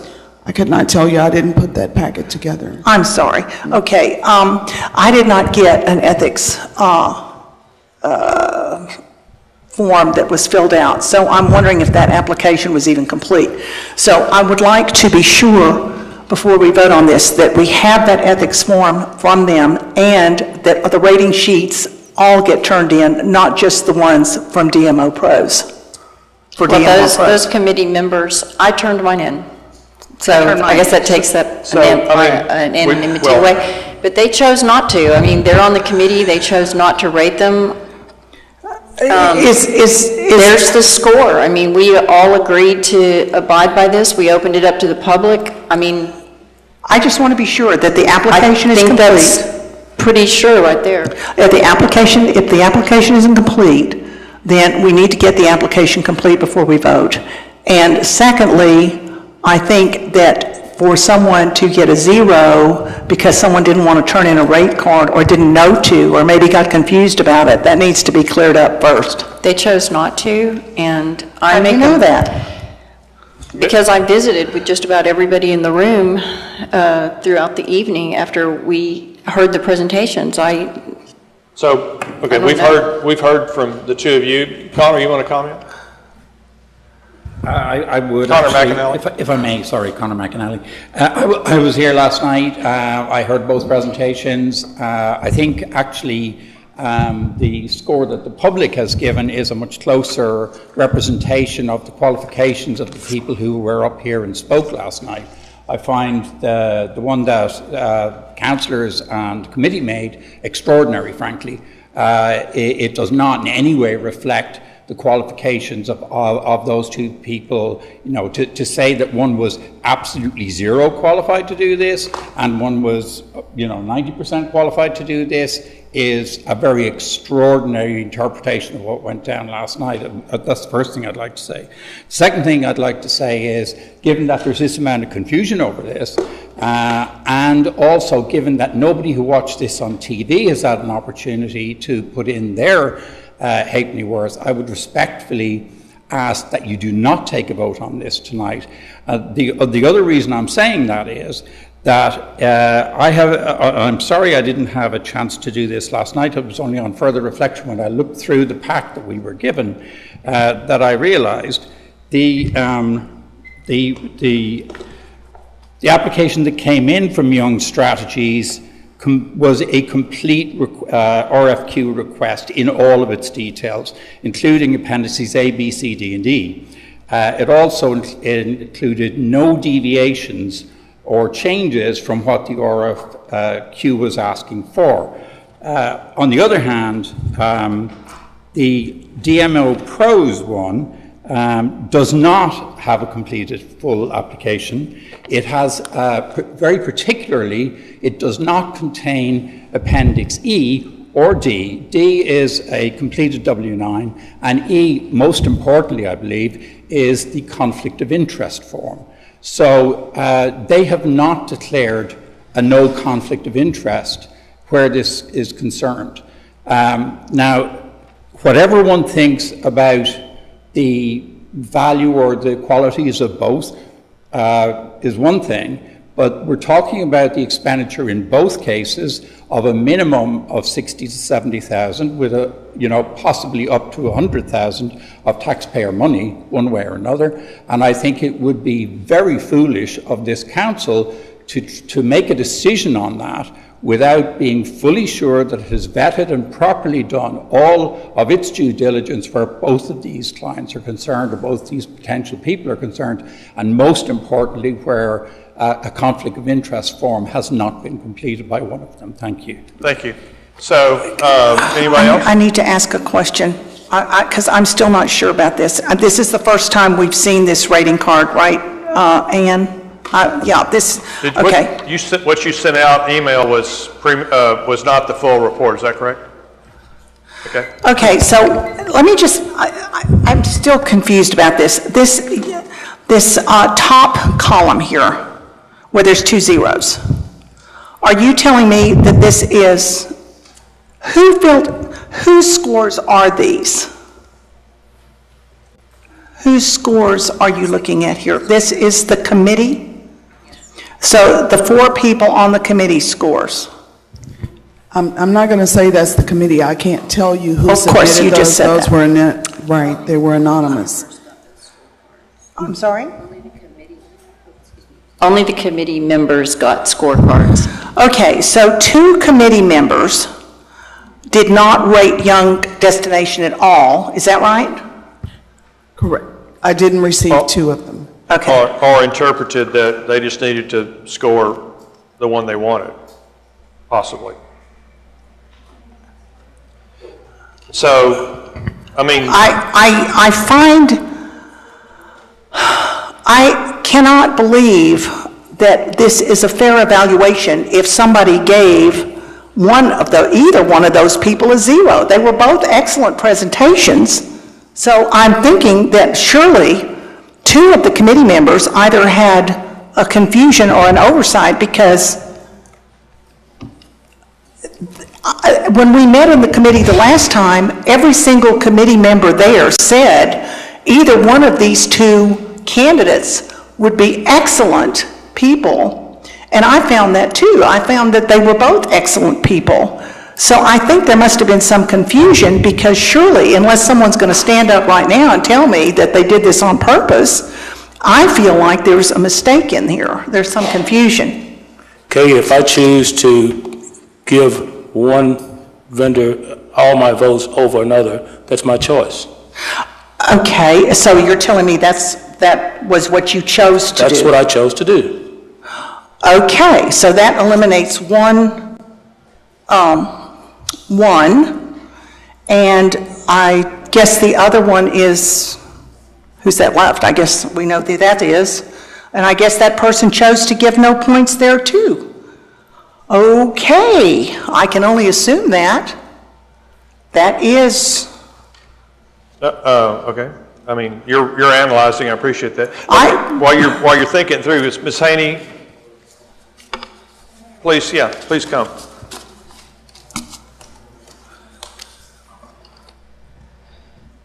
So the DMO topic has been going on for months and months and months and months. And we finally got to a point where we hear from these two organizations, if the packages weren't complete and they were going to be disqualified because their packages weren't complete, that should have been handled before they came to the citizens last night. So if that's an issue, somebody should have said, hey, we still need your conflict of interest form. Your package is not complete. The vote has been taken. It's unfortunate that the directions were not provided clearly to your own committee and to the council members on how the scoring was supposed to happen, because you're right. There should be no zeros up there. Everybody should have been instructed, look, you've got to turn in an evaluation form on both organizations so we know, so it's fair. Because that's not right. You can't score somebody a zero. There had to have been some merits there. But I think if you look down now at what the citizens said, the people that were here last night and listened to both organizations talk, that's really the number that you're looking at. Those are the people, you know, the score is much higher for well, not significantly higher, but DMO Prez is who won. Yeah. So I just think... Well, I would just say that I'm really concerned now. I understand your point completely, and thank you for bringing that up. But I understand that the chamber has, as a unit, pretty well backed one of the candidates. And I feel like if we got 2 zeros in addition to... I disagree with that, and it was supposed to be a confidential selection. Mm-hmm. And you're right, I am on the chamber board, but I can tell you right now, my vote last night was for the loser up there. Mm-hmm. So good. That's helpful. Thank you. So I'm not counted in there, okay? I'm not counted in there. Right, I wasn't on the committee. And I thank you for that, because I don't know, and this does not reflect to me a real consideration of the type that is important enough. I think we should all have considered this better than for 2 people to give a 0. I absolutely have a problem with that. Ultimately, you know, we agreed we would vote tonight. So ultimately, whatever the reasons, it's up to the council. So we've got a motion on the floor. Any more discussion? Let's go ahead and call the roll. Can I have one more word, sir? Let's hear it. I'd just like to say that while the public was invited to have a part in this wasn't a popularity vote. It was never intended to be that. And if it were, you know, we can all pack the hall.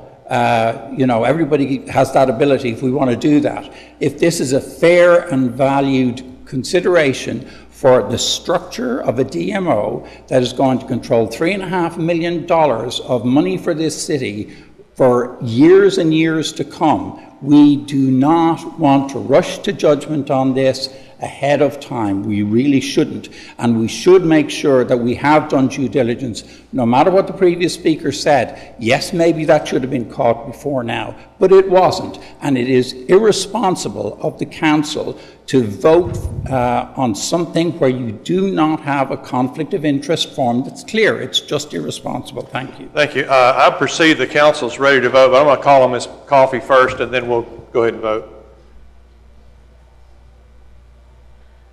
I also was there last night, and I think what I'm concerned about is the process.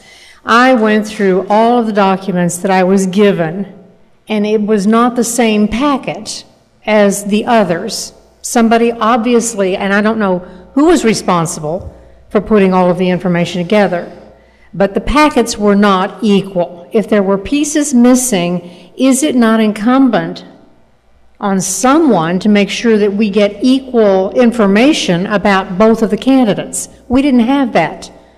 So the fact that you're voting on the fact that we didn't have all of the information doesn't sit very well right now. I don't care about these numbers. I care about what information was submitted and whether or not somebody didn't submit everything they were supposed to. Thank you. I think we're ready to vote, Ann. Councilmember Jones? Yes. Mayor Pro Tem Del Rosa? Yes. Councilmember Peterson? Yes. And Councilmember McAnally? Can you just tell me exactly what we're voting for? So I would say that the vote, we said that we would we set up a special committee to weed this down to, or whatever you call it, down to 2 or 3 people, 2 or 3 firms. We have those firms. We had a hearing last night. Everybody's had a chance. We're voting to select one of the 2, and then I would believe that the city manager would then go to work on coming up with a contract that we would approve down the road with whoever it is that y'all vote for tonight. Okay, so we're not voting? We're voting to hire one. Hire one or the other, and then now the motion is to hire whatever DMO, whatever it is, to hire them, and that once that vote's complete, then the city manager will proceed with the proper work with that person to get a contract together. And I think that, as far as I know, the council's very eager to get going on this, so it would be a quicker process as we could get. And so, is that, so you need anything else before you vote? Yeah, okay, so we're voting on who we're voting on which firm we're going to hire. Can I make a point of clarification? What you went out for requests for qualifications, and what you're making your decision on tonight is the firm that you feel is most qualified. Now you're going to instruct your city manager to negotiate a contract with that firm to bring back to the council for your approval. So, is that clear, Kay?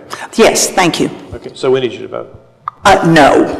All right, I believe that's 3-1. So we will move ahead with, let me say we've made a democratic process. We've had a democratic process. The council has voted 3-1 vote. So I just need to ask for order. Item D10 is... Bonnie wants to say something. I don't know what it is. This item's done. I mean, what do you want to fill out another form? I'll be happy to fill out another form. I don't understand how you all can vote on something when you have 2 companies that did not submit the same information. How can you make a decision on somebody that submits all of the stuff that they need and somebody that doesn't? And the fact that you had 2 citizens come up here and question that, and you just blithely went ahead and voted on it. I'm a little confused. Do you need another form filled out? No, that's okay. No, if you want to speak on this thing, you've already done that. So I think we've finished with this item. Item D10, consideration, discussion, and possible action regarding authorization for the city staff, along with a representative from Langford and Associates, to negotiate an agreement to award a contract to Fatter and Associates for the preparation of the plans and specifications to construct the HUD shelter building. Mr. Talbot. Yes, Mr. Mayor, members of the council. We had to follow HUD guidelines and went through a similar process that you went through for the DMO. Hang on a second, Mike. Would y'all please go out in the foyer and talk, because we're having trouble hearing up here. There were a couple additional stipulations placed upon us by HUD.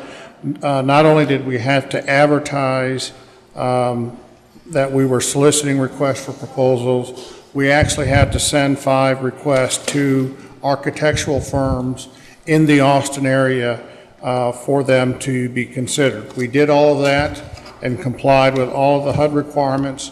We only received one back from Fatter and Evans. And so what the action is tonight is similar to the action that you took before. City staff, along with Ms. Langford, need to meet with Mr. Fatter, negotiate a contract, and bring it back for the council approval. And I cannot stress the sense of urgency, because we've lost so much time on this project, that this really needs to move along very quickly. May I just have one question? The fee.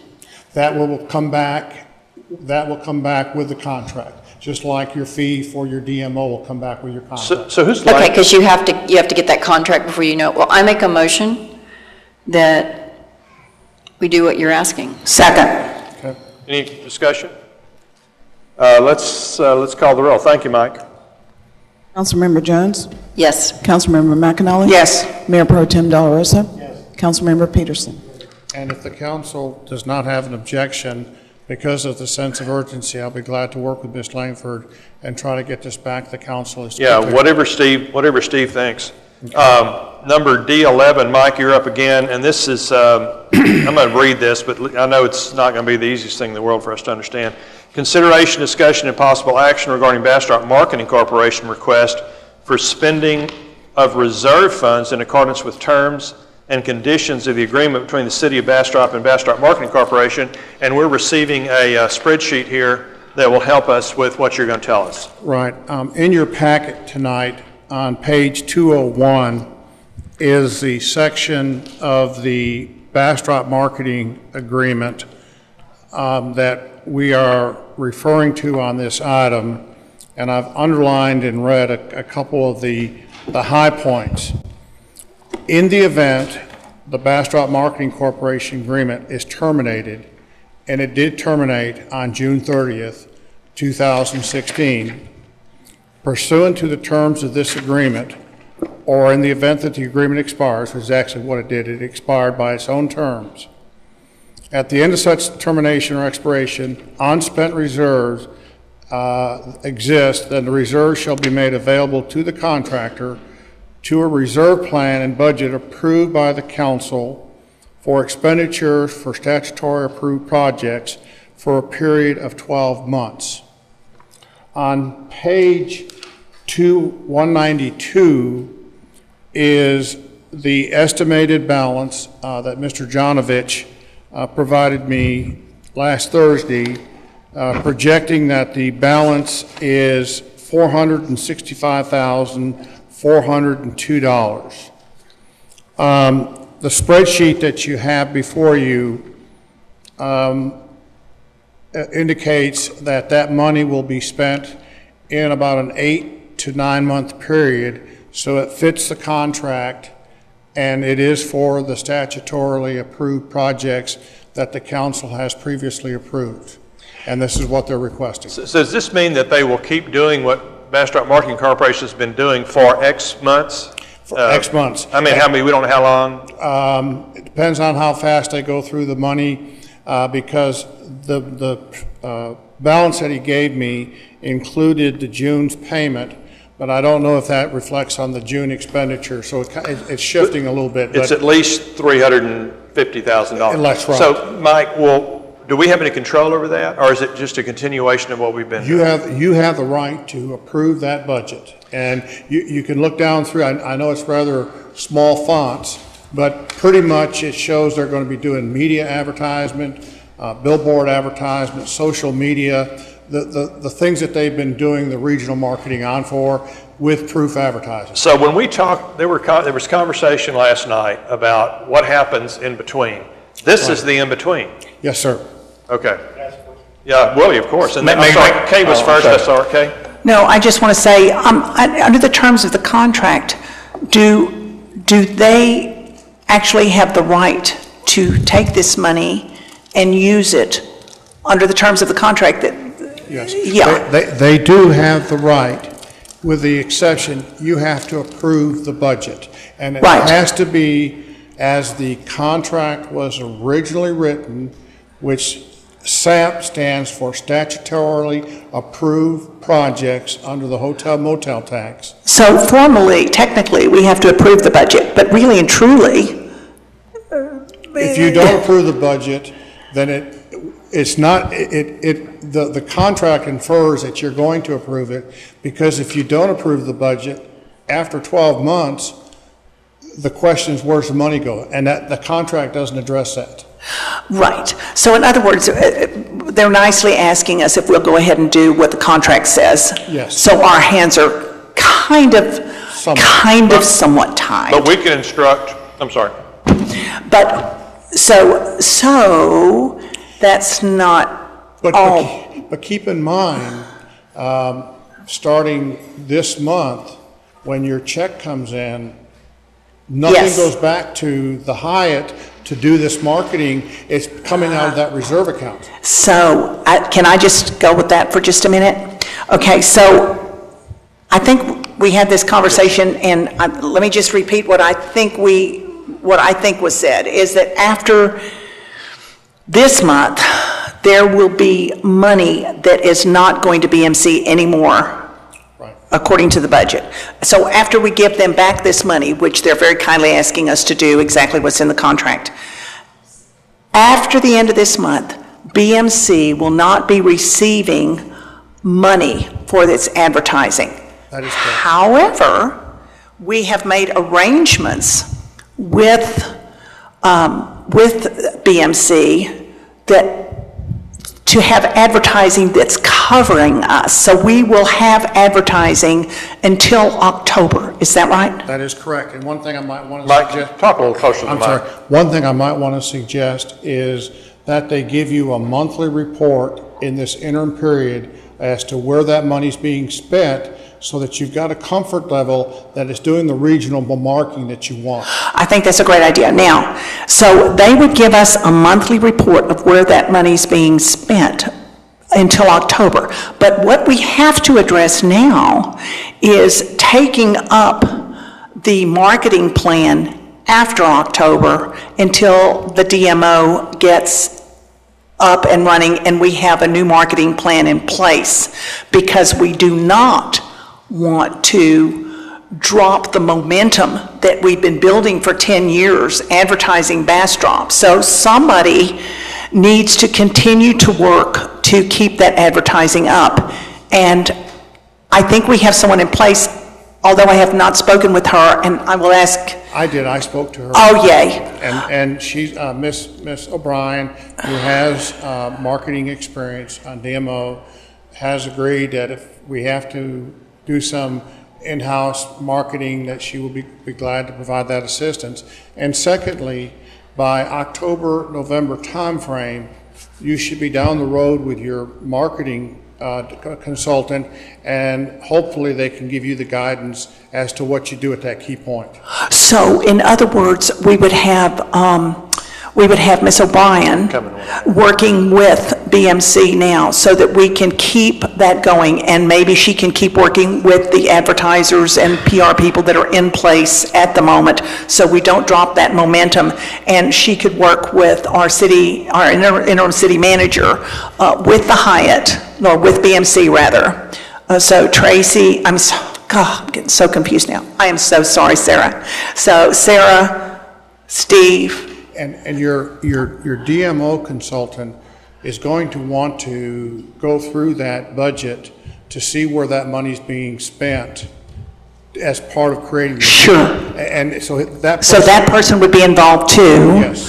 So that would be after, should be starting to work now to pick up the momentum after October. Right. And that's why I'm asking that you should be getting a monthly report, so that that information is being generated, given to Ms. O'Brien, given to the DMO consultant. Given to us? Right. Okay, so I haven't got a clue how this motion's going to work now.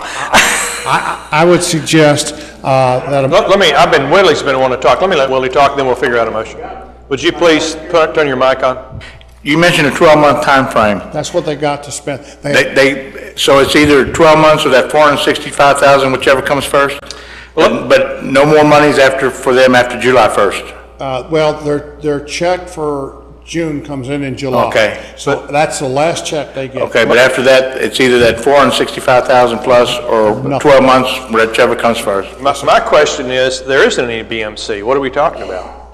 Well, but the contract calls for that the corporation continue on for 12 months if there's money left. Okay, so we actually, all that talk about a renewed contract, we already had it in the old contract. Right. What has expired is the revenue stream that is going into BMC. That's good enough. I got it. Okay, you ready for a motion? Well, I would recommend Mike's going to recommend. The City Council approve the budget submitted by the Bastrop Marketing Corporation to spend the reserve funds on the regional marketing efforts. They provide a monthly report to the City Council as to how that money is being spent, and Ms. O'Brien be authorized through the City Manager to coordinate those spending activities to get a better understanding of where those monies are going. Is there a second? Sarah, I've got a question for you. Well, Willie doesn't like the fact that I'm going to ask the question. I'm not sure why.